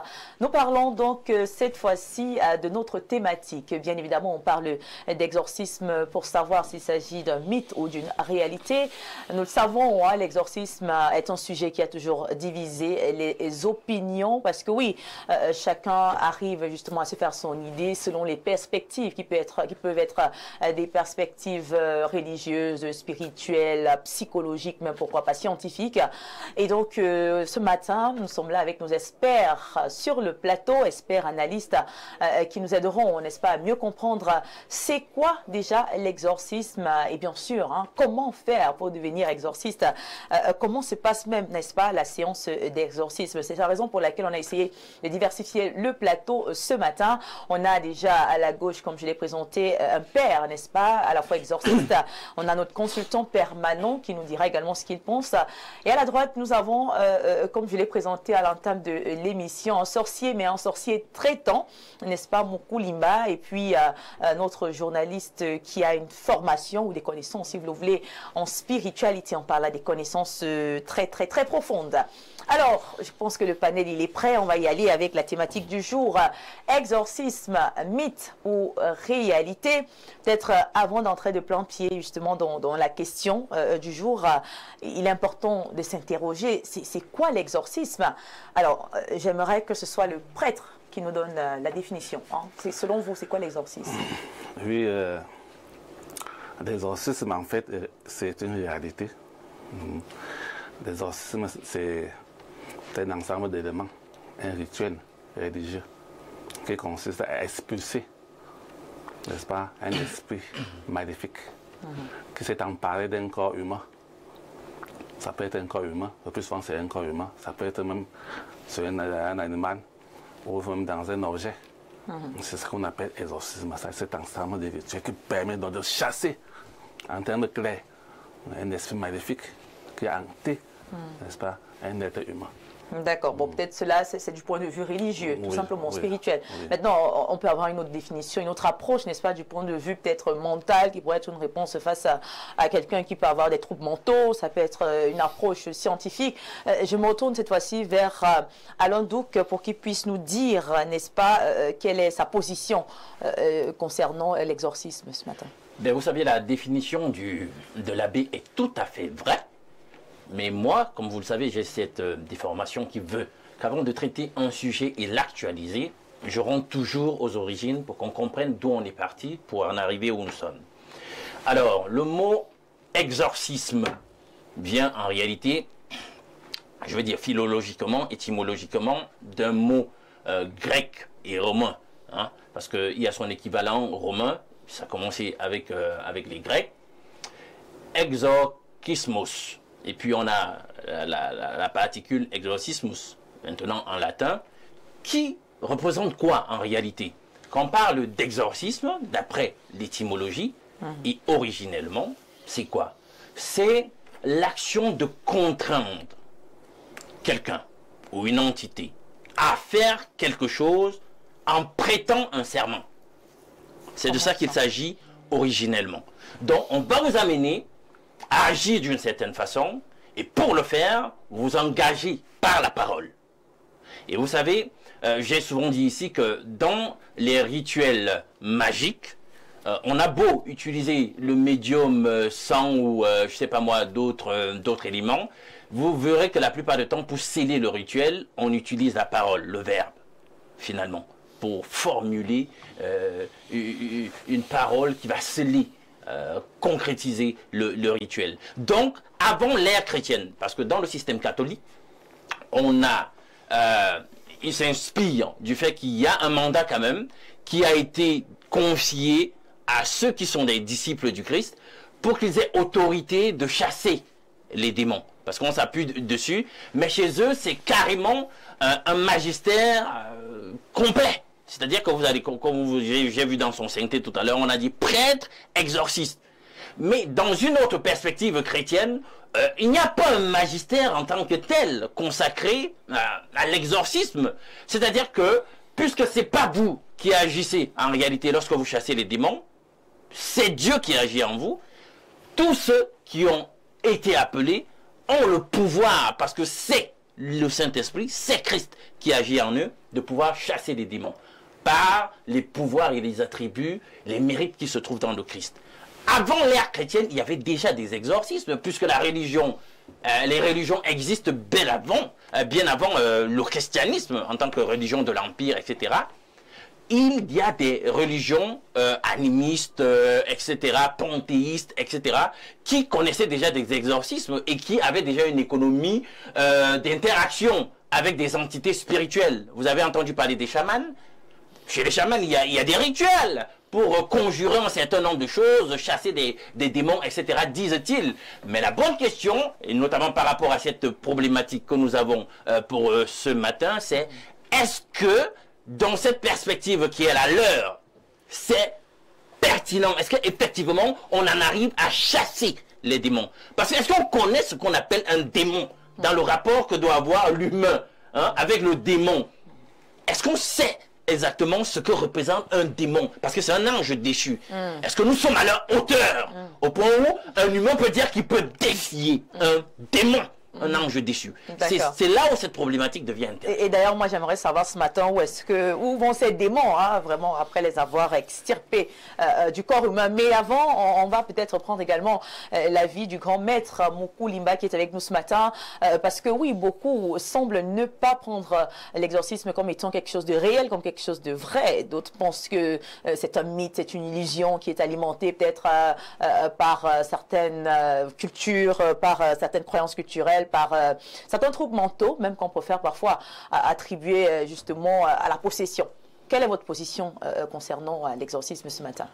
Oui, Madame Viviane, il faut déjà noter que de manière scientifique, l'exorcisme est un mythe. Parce que les scientifiques n'acceptent pas ou ne croient pas que le démon peut vivre dans une personne. Donc, on a fait toutes les recherches, ils refusent cela.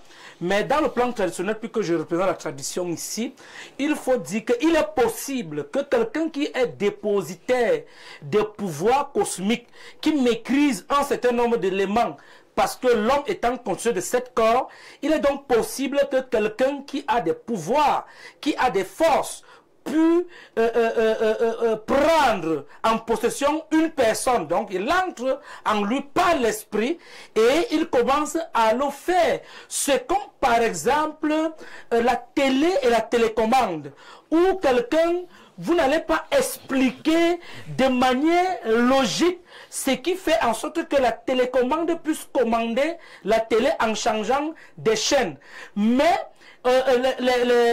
il y a quand même des gens qui ont fait ce domaine, qui vont expliquer cela. Donc, en tant que mystique, oui, l'esprit peut vivre en une personne et il faut donc enlever cet esprit-là, il faut déconnecter cet esprit qui est en toi pour que tu sois libre. La preuve, Jésus-Christ auquel les chrétiens prient, il avait quand même enlevé les démons et jeté ça dans les ports. Ça, c'est une preuve qu'il y a quand même les esprits qui peuvent vivre dans une personne. Et quand l'esprit est en toi, tu fais donc la volonté de celui qui t'a possédé.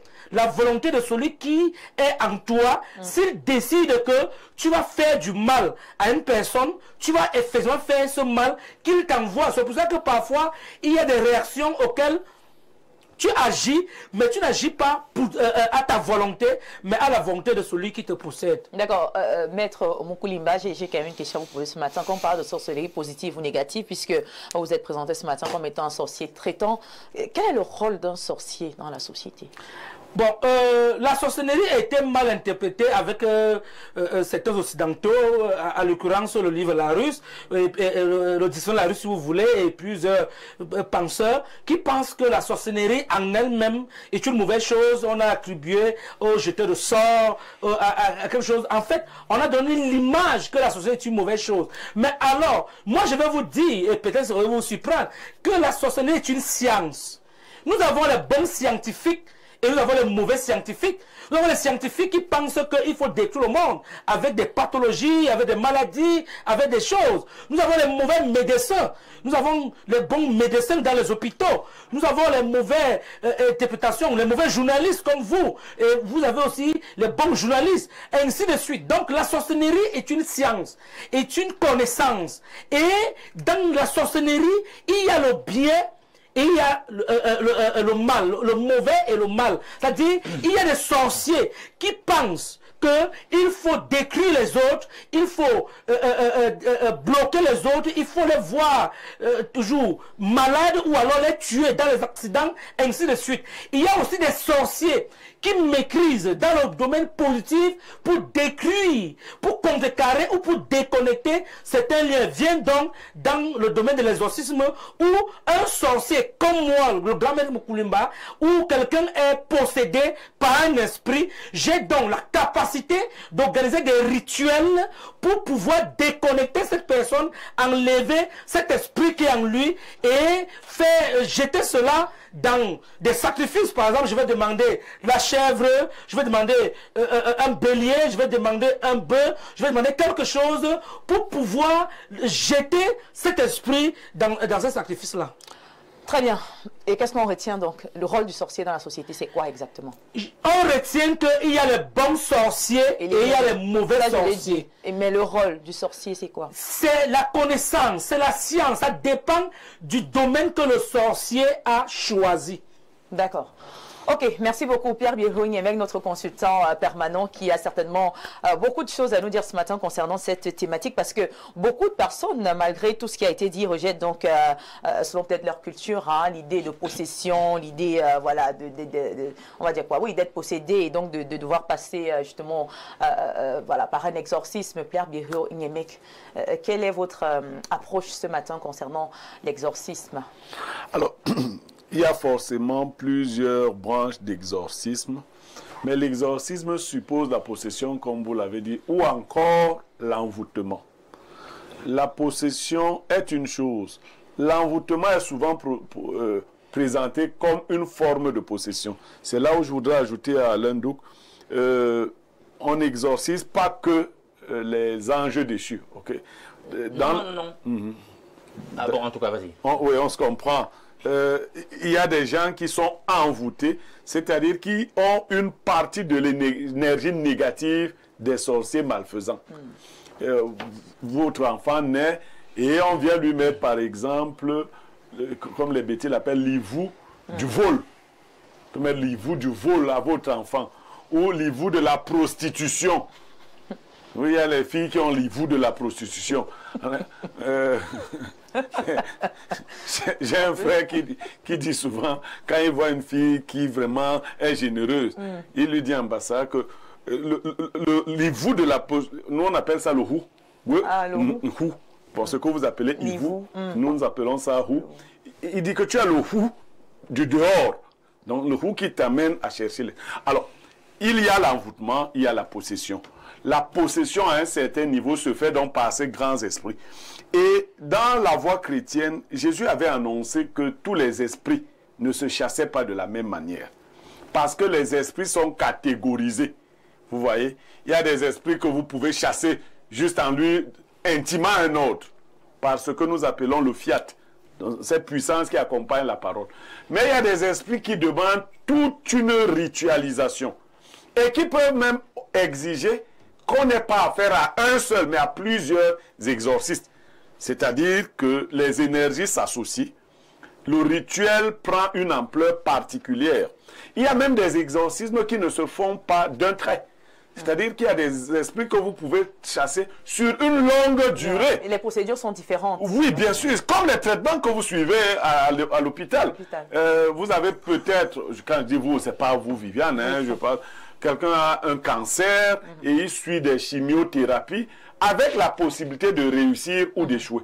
Mais qu'est-ce qui fait problème pour qu'on revienne à l'idée de mythe ou d'illusion ou de réalité? Non, il y a toujours dans le vrai le faux qui s'introduit. Il faut d'abord dire que toutes les attitudes qui pourraient ressembler à des maladies mentales, à des possessions, ne sont pas forcément des possessions et des envoûtements. Il y a des gens qui seraient bien dans les hôpitaux, à être soignés, par exemple, à Jamon, mais ils sont gardés dans des lieux pour être d'exorcisme. Oui. C'est-à-dire qu'une maladie mentale, par exemple la dépression, je vous prends... les Africains ne connaissent pas ces problèmes.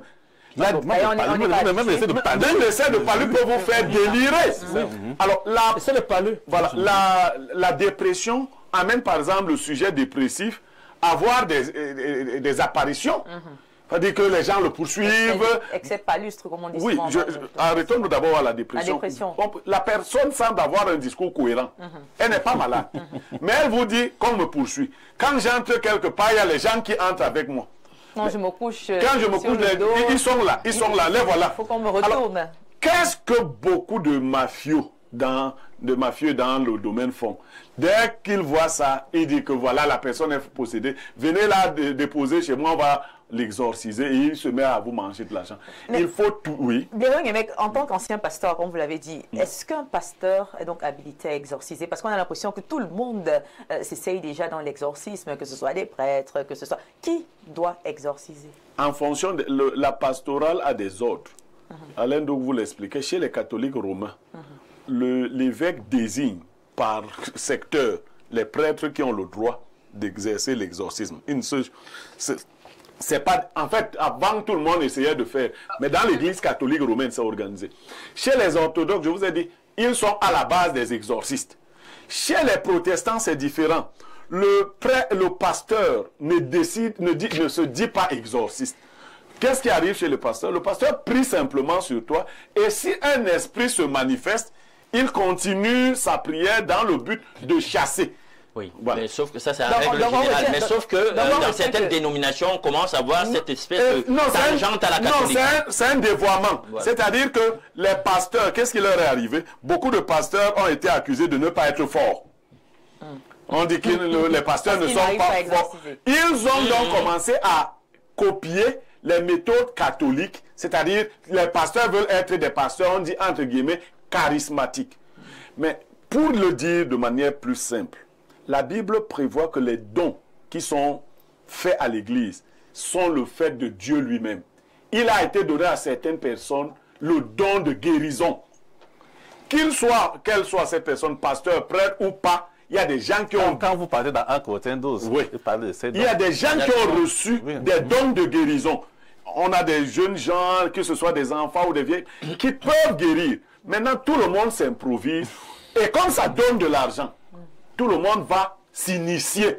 Et c'est dangereux parce que, moi j'ai pratiqué l'exorcisme, mais je l'ai arrêté très tôt. C'est dangereux de pratiquer l'exorcisme quand on ne peut pas se discipliner. Vous verrez beaucoup, c'est pour cela qu'il y a beaucoup, parmi les prêtres et autres, des gens qui sont devenus eux-mêmes des malades mentaux. C'est-à-dire que tu le vois là, c'est lui-même qui est possédé. Il ne respectait pas les règles. Oui, mais bien sûr, c'est lui qui est possédé. À force de vouloir jouer avec les esprits ont été transférés sur lui-même. Sur lui-même, d'accord. Alors, mon père, quelle est la différence qu'on peut faire entre ce que fait un prêtre dans le cadre de l'exorcisme et ce que fait un marabout dans le cadre toujours de l'exorcisme? C'est quoi la différence? Je vais d'abord dire à mon frère en face que lorsqu'on ordonne un prêtre, l'évêque voit en lui, c'est peu, n'est-ce pas? Vous avez des enfants parmi vous, vous pouvez distinguer qui peut faire tel qui peut rester gérer l'héritage, par exemple. Effectivement. Quand on ordonne un prêtre, il y a ce qu'on appelle l'exorcista. Ça, c'est secret. Il s'agit de quoi? L'exorcista. On te donne ça. On te donne d'une manière une force supplémentaire. D'accord. Et dans l'exorcisme, en fait, encore, il faut pouvoir encore retrouver, comme nous disait mon frère tout à l'heure, ces dons spirituels. Parce qu'il y a vraiment ces gens qui sont dans les séminaires autres et trucs qui ont ces dons en eux que Dieu les a donnés. Un côté, on parle de dons de guérison, de dons de prophétie, de dons de vision. Moi j'ai vu une petite fille, elle est actuellement aux États-Unis, elle était avec nous ici. Si elle te dit à 11h à Olembe, il y aura un accident. Va te passer à Olembe, au carrefour, à 11h30, tu vas avoir un accident. Non, c'est pour dire qu'on peut naître exorciste également. On peut naître avec des dons. On peut naître avec des dons. Et par la suite, on oriente. Effectivement. Si vous avez la possibilité, ils sont là nombreux qui ont même ces dons, mais ils n'ont pas des gens qui peuvent les orienter, mais qui peuvent faire mieux que ça. Donc, l'exorcisme, en fait, nous, Et quand on parle de la tradition, nous utilisons beaucoup plus, n'est-ce pas, la Bible. Nous utilisons beaucoup plus le nom de Jésus, nous utilisons beaucoup plus le nom de Saint-Michel et autres et tout, tous ces rituels. Or, la tradition... Non, vous n'utilisez pas que la Bible. La tradition... Non, attends, c'est un ensemble d'éléments. Non, dites les éléments que vous utilisez, parce que vous allez diaboliser les éléments que vous utilisez. La Bible, vous n'utilisez même pas. Écoutez, moi, j'utilise la Bible. Moi. Uniquement la Bible. Moi. Vous utilisez uniquement la Bible. Écoutez, c'est un ensemble des éléments que je mets. Vous utilisez uniquement la Bible. Pourquoi vous utilisez? Écoutez d'abord, pourquoi vous voulez... Non, je vais moi bavarder. Non, laissez-moi bavarder. Allez-y. C'est qui m'entend parler aujourd'hui, ici, sur ce plateau. Oui, mon père. Ça fait depuis 17 ans. Je m'appelle Père Christophe Ayuna. Même les ministres, moi j'en ai fait. Écoutez. Et quand on parle des anciens, je suis bien assis. D'accord. Ça, c'est une autre problématique. Oui. Donc, je vais vous faire comprendre que quand on veut chasser un démon, vous avez pas de principauté, vous avez que les démons sont, n'est-ce pas? Voilà. Oui, ratifié. Voilà. Donc, quand vous avez. Pourquoi vous contournez? Écoutez. Dites-nous. Donc, quand vous avez affaire à un démon puissant, oui. Il y a des éléments que vous mettez à votre disposition, mais accompagné de la prière. 15 éléments. Vous puisez un peu dans la tradition, c'est ce que vous voulez dire? Non, je peux utiliser juste peut-être de l'encens, comme ça. Peut-être le sel béni, on appelle ça les sacramentaux chez nous. Et puis ça nous aide, n'est-ce pas, à expulser un démon dans un corps. Bon, c'est pour dire que voilà, l'autre côté n'utilise pas forcément effectivement. Les mêmes choses. Oui. Alors, j'aimerais passer la parole au grand maître Moukulimba pour voir vous, de votre côté, qu'est-ce que vous utilisez pour l'exorcisme? Madame Viviane, c'est ça qui fait un gros problème avec les Africains qui sont convertis en chrétiens. Parce qu'ils ne veulent pas accepter la réalité. Les éléments qu'ils utilisent sont les éléments de la nature. Même la Bible, c'est l'encre et le papier. C'est l'encre et le papier. Et le papier, on trouve en forêt sur le bois. L'encre, ce sont les herbes qu'on a concoctées. Pourquoi ça doit faire un débat ou un problème que j'utilise les éléments de la nature? Comme moi, je peux utiliser l'eau, je peux utiliser peut-être les herbes, je peux utiliser certaines écorces. Parce qu'il faut noter que la nature, selon nos recherches dans le Rift Balagoué, on a fait les recherches, il y a 375 herbes. Parmi les 375 herbes, nous avons 50 herbes dangereuses. Quand je parle de dangereuses, ce sont les herbes auxquelles on fait des pratiques mystiques et sataniques qui détruisent les gens. Et parmi les 325 herbes, il y a des herbes auxquelles quand tu prends et que tu concordes, même si l'esprit négatif est sur quelqu'un, à l'instant, ça commence à parler, ça commence à bouger. Ce sont les éléments. Et on ne peut pas enlever un démon ou un esprit sans avoir une orientation où on va l'envoyer. C'est pour ça donc que dans la tradition, on va donc te demander par exemple la chèvre, on va demander peut-être un bélier, un bœuf, et ça dépend donc de la dimension, parce qu'il y a les démons qui ont déjà créé ce qu'on appelle chez nous en bouddhisme, c'est-à-dire les métastases. Oui, il est bien assis. Pour le déraciner de là, il te dit qu'il n'est plus là où partir. Parce que, il faut, s'il vous plaît, il faudra noter que n'importe qui ne peut pas se lever et dire qu'il va lever un démon. Sinon, non, tu meurs. Il te frappe. Et il faut donc se rassurer de comment enlever ou détruire ce démon avec certains rituels. Et la prière, quand il dit la prière, est-ce que moi je ne prie pas? Moi je prie. Ah, vous priez? Je prie, mais bien sûr. Vous allez à l'église? La prière, vous allez comment à l'église? Est-ce que les sorciers je ne prie pas. Je ne prie pas pour l'église. Je dis la prière est universelle. La prière pour d'autres, on appelle incantation. Moi, je fais les incantations. Donc, vous n'allez pas à l'église? Non, je ne pars pas à l'église. Je ne pourrais même jamais. Je partais à l'église quand j'étais plus jeune. Parce que j'étais naïf. Mais aujourd'hui que j'ai compris la réalité... Sorcier, vous dites? Vous n'étiez pas encore sorcier, vous étiez naïf. Tout le monde est sorcier, tout le monde est né sorcier. Madame Viviane, vous rêvez. Moi, je ne suis pas sorcière. Non, vous êtes une sorcière, mais vous ignorez que vous êtes sorcier. Parce que vous sortez de votre corps. Vous rêvez que vous êtes couché à Yaoundé, mais vous retrouvez à Douala, vous retrouvez au village parfois. Vous sortez de votre corps, mais de manière inconsciente.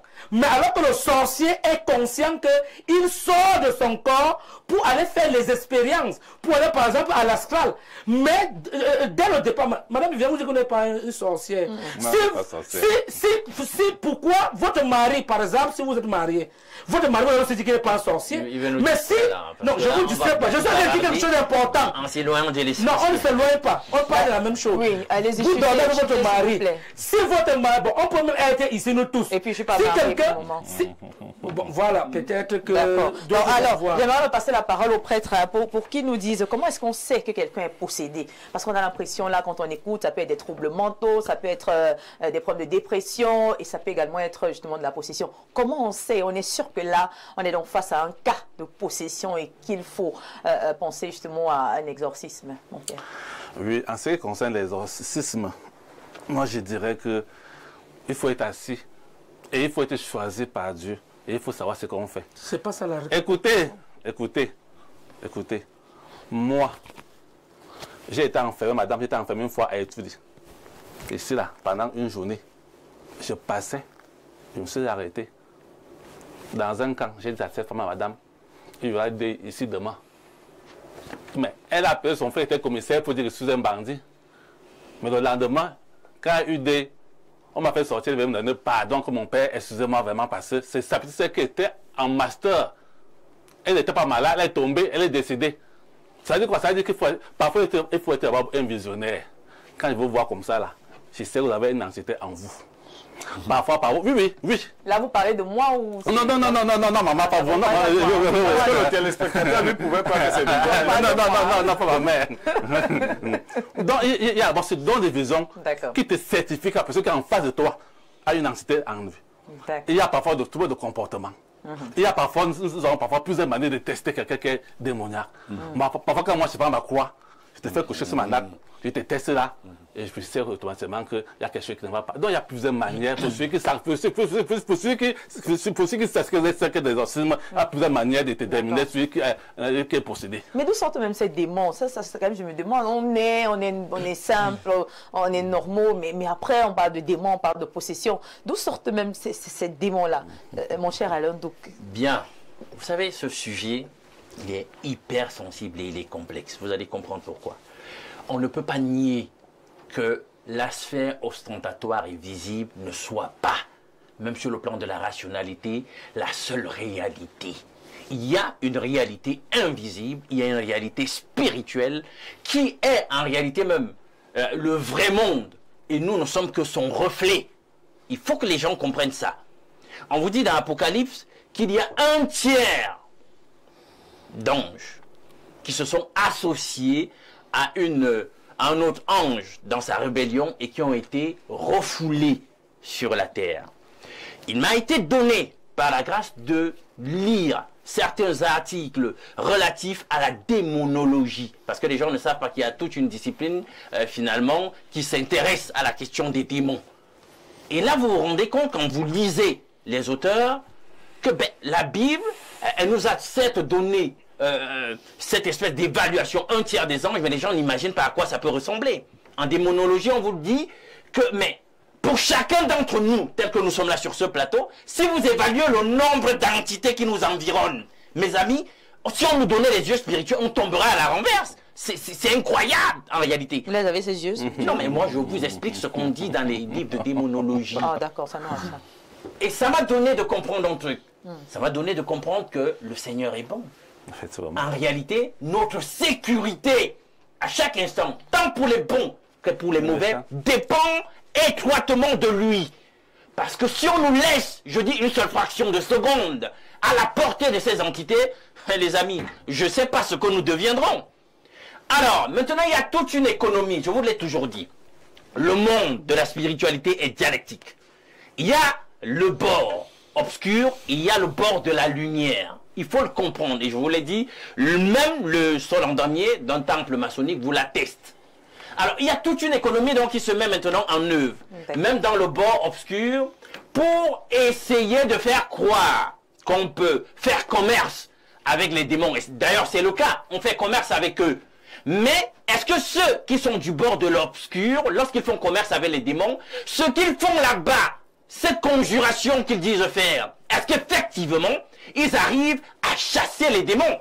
ou alors c'est une activité qui relève tout simplement d'un accord, d'un certain type de convention spirituelle qui font que lorsque vous avez donc vous, en tant que personne qui souffre d'un problème spirituel, vous êtes venu à eux, puisque vous avez rejoint cet écosystème-là, vous avez rejoint cette économie, on vous a donc à la bonne, et maintenant on peut vous permettre d'avoir du lest, on peut vous permettre d'avoir un certain apaisement, parce que vous avez rejoint. Je le dis pourquoi. Merci, vous allez chuter. Voilà, j'ai le témoignage par exemple de quelqu'un qui a exercé l'exorcisme parmi dans le système catholique, de regretter mémoire Alberto Rivera, et qui expliquait au finish, lui qui a pratiqué l'exorcisme pendant longtemps dans le système catholique. Et l'erreur que les gens commettent, c'est de croire que dès qu'on parle de catholicisme, le catholicisme c'est la chrétienté. C'est ça l'erreur. Et j'ai dit, c'est pour ça que je suis anti-religieux, parce que les religions n'ont rien à voir avec la simplicité biblique indiquée sur nombre de sujets. Merci Alain Douk. On va prendre quelques réactions si vous permettez. Vous allez reprendre la parole tout à l'heure. Bonjour à vous sur le plateau, s'il vous plaît. Demandez à l'exorciste l'effet de toutes ces odeurs d'encens sur la santé des personnes qui vivent près d'une église à longueur de journée et qui font la délivrance. Bon, là Viviane, je chute. Rivera disait quoi? Il disait, il a fait le point finalement lorsqu'il a vraiment rencontré le Christ. Il disait non, ils étaient dans une économie où il y a des accords qui se passent avec des démons et on vient faire un exorcisme, c'est un rituel, il y a des traditions, ça repose même sur des traditions, il ne veut pas l'admettre. Est-ce que la canonisation, garder le cadavre d'un défunt pape ou je sais pas moi quoi, d'une grande personnalité de l'église, la Bible valide ça, mais on le fait là-bas, donc ils ont des traditions. Et il faisait donc comprendre qu'en réalité, il y a un accord qui se passe entre la curie et les entités démoniaques, de telle sorte que lorsqu'on vous dit on vous a délivré, en fait c'est un accord qui a été passé pour que vous soyez, le démon vous laisse tranquille. Merci mon cher Alain Douk. Voilà. Alors d'autres messages. Bonjour le panel, je suis Achille Aurélien. Ma question est la suivante: peut-on concilier les plantes médicinales et la prière? Ma deuxième question est de savoir si le déblocage est-il un processus de guérison. Alors. Tu m'as abandonné. Non, vous êtes notre consultant, donc on chute toujours par vous pour avoir... Fais le tour, vous m'avez abandonné. Oh là là. Non, c'est le catholique romain qui est à côté n'a pas... Orthodoxe. C'est même orthodoxe. C'est même eux les spécialistes de l'exorcisme. Mais il doit vous dire la vérité. Il n'est pas venu ici. Ils utilisent ce qu'on appelle en spiritualité des pentacles. Qu'est-ce qu'ils font? Ce qu'il a là, vous voyez, quand il voulait me parler là, quand il a vu que je commençais à être un peu dur, il a tout, vous avez observé? Il a fait ça. Il a tenu sa foi. Et vous verrez, quand prêtre... Oui, pour tous les autres initiés, quand vous êtes avec quelqu'un qui est dans les autres, ce qui est bien, c'est que la chrétienté pure vous libère. Vous n'êtes pas chargé. Maintenant, la chrétienté qui est liée aux traditions, parce que leur chrétienté est liée à une tradition, elle est fortement ancrée dans la tradition. Ils utilisent donc les pentacles. C'est quoi un pentacle? Dans leur croix là, on met un esprit, si vous voulez. Moi, je ne sais pas les pentacles. Bon, dans les pentacles, on met un esprit qui est chargé en fonction de son possesseur. Quand il vous rencontre et que vous avez un esprit moins important, s'il vous appose la croix, cet esprit fait un effet sur l'esprit qui est en vous. Vous comprenez comment ça procède? C'est pour cela que vous vous mettez en mouvement. Ça, c'est pas l'exorcisme, ça. Ouais. Est-ce que ça se fait? Non, c'est pas l'exorcisme. Non, c'est pas ça la question. Est-ce que vous... Ça ne se fait pas. Alors, non mais attends, les gens vont prendre des signes, des expliquent au Nigeria, au Bénin. Non, je ne parle pas au Nigeria. Ce sont les pratiques. Non, je ne parle pas au Nigeria. Ce sont les pratiques. Je ne parle pas au Nigeria. Non mais il y a beaucoup de choses. Je ne parle pas au Nigeria. La plupart des prêtres exorcistes qui vont dans les lieux de prière, qu'est-ce qu'ils posent sur les malades? Qu'est-ce qu'ils posent sur les malades? Mais qu'est-ce qu'ils posent sur les malades? Maintenant, vous ne comprendre. Ils posent la croix et cette croix est chargée. En fonction du démon qu'elle trouve là, elle peut soumettre ce démon ou non. Voilà ce qu'il faut. Ça, c'est le début. Le processus est plus long. Ça dépend du démon. Et c'est pour cela que lorsqu'un prêtre va, il vous pose la croix. Si la réaction est très brutale, il va vous donner rendez-vous. Parce qu'il faut qu'il s'organise. Il ne se limite pas à ce qu'il a dit là. L'encens est utilisé, mais l'encens n'est pas le seul. Il y a au moins 9 élémentaux qu'un prêtre utilise quand il fait son cercle. Et le cercle qu'on fait chez les prêtres pour organiser l'exorcisme est le même cercle qu'on fait dans la franc-maçonnerie. Ma mère, écoutez-moi, écoutez-moi. Oui, on va permettre au prêtre Écoutez-moi. Oui, dites-nous. Vous savez, non, j'ai pas besoin d'utiliser un pentacle. Je prends 3 jours de jeûne pour comprendre ma mère. Écoutez bien. Écoutez. Je prends ma prière. Je récite mes sommes. Je dis au démon, sors de ce corps. Et il exécute au nom de Jésus, et il sort, il part. Et tous les démons, ils sortent. C'est comme ça que tous les prêtres font? Ou bien c'est votre technique là-bas? Je ne sais pas entrer sur les prêtres. Mais on est venu ici parler de vous. Non, on parle de l'exorcisme, on n'est pas venu parler de vous. Écoutez, non, on parle. Moi, ça me surprend. Écoutez, tu ne peux pas définir une thèse. Alors, madame, écoutez d'abord. Est-ce qu'on parle de vous? On va laisser le prêtre chuter. Écoutez. En ce qui concerne l'exorcisme, même chez les protestants, on a vu passer qu'un souci qui vont au Bénin. Mais justement, c'est ça que je dis dans cette histoire, il y a toute une économie de la contrefaçon qui s'est mise en œuvre dans ce qu'ils veulent appeler l'exorcisme. Mais l'exorcisme plus, comme il a dit, comme il a dit au début, il faut avoir une vie ordonnée. Vous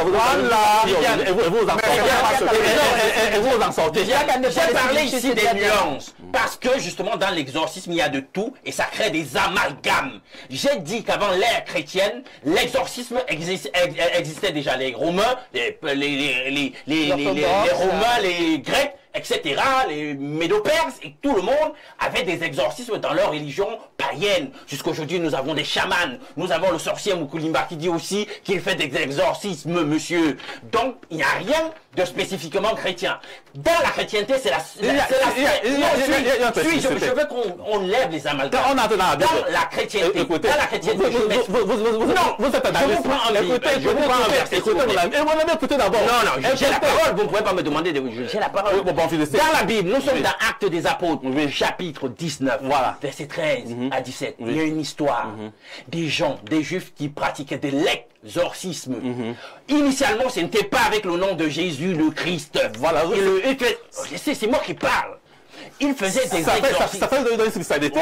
Est-ce que vous pouvez me laisser parler? On se calme, merci. Il faisait des exorcismes et ce n'était pas au nom de Jésus le Christ. Finalement, ils voient les actions de puissance qui accompagnent le magistère des disciples du Christ. Ils font la même chose, mais pas avec leurs rituels, pas avec leurs livres, pas avec leurs encens. Le simple fait d'invoquer la puissance qu'il y a dans le nom du Christ, ils arrivent eux de même à chasser les démons. Alors qu'est-ce qu'ils font, les fils de Séva, parce que c'est eux, c'est d'eux qu'il s'agit dans le passage en question. Ils commencent, ils laissent d'abord leur rituel, tout ce qu'ils faisaient avant, et ils se mettent de dire, on va tester un peu le nom de Jésus pour faire les mêmes exorcismes. Et vous savez ce qui se passe? Les démons réagissent. On leur dit, ben écoutez, on connaît Jésus, on connaît Paul, on connaît le reste, mais vous, qui êtes-vous? On ne vous connaît pas. Et puis c'est comme ça qu'ils se font agresser par les démons dépossédés. Donc vous voyez, il faut donc être investi d'une autorité qui ne vient que de l'esprit lui-même. Ce n'est pas un homme, en réalité, qui opère dans l'exorcisme, entre guillemets, dans la perspective chrétienne. C'est l'esprit lui-même, c'est Dieu qui agit par des médiums qui sont des hommes.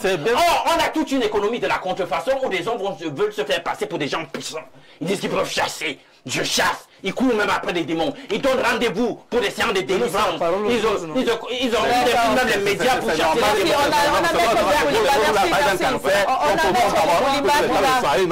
Alors, comment? On va passer la parole à Maître Mukulimba. Moi, j'aimerais que quand on vient sur un plateau, il faut qu'on soit vrai.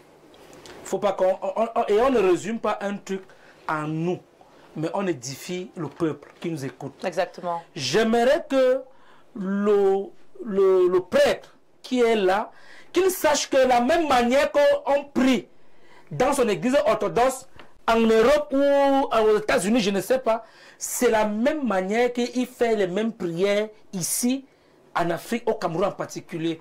Il n'y a pas de différence. Alors, les éléments qu'il utilise, la même croix que vous avez, si on part dans les pays où il y a l'église orthodoxe, c'est la même croix que vous avez sur votre cou.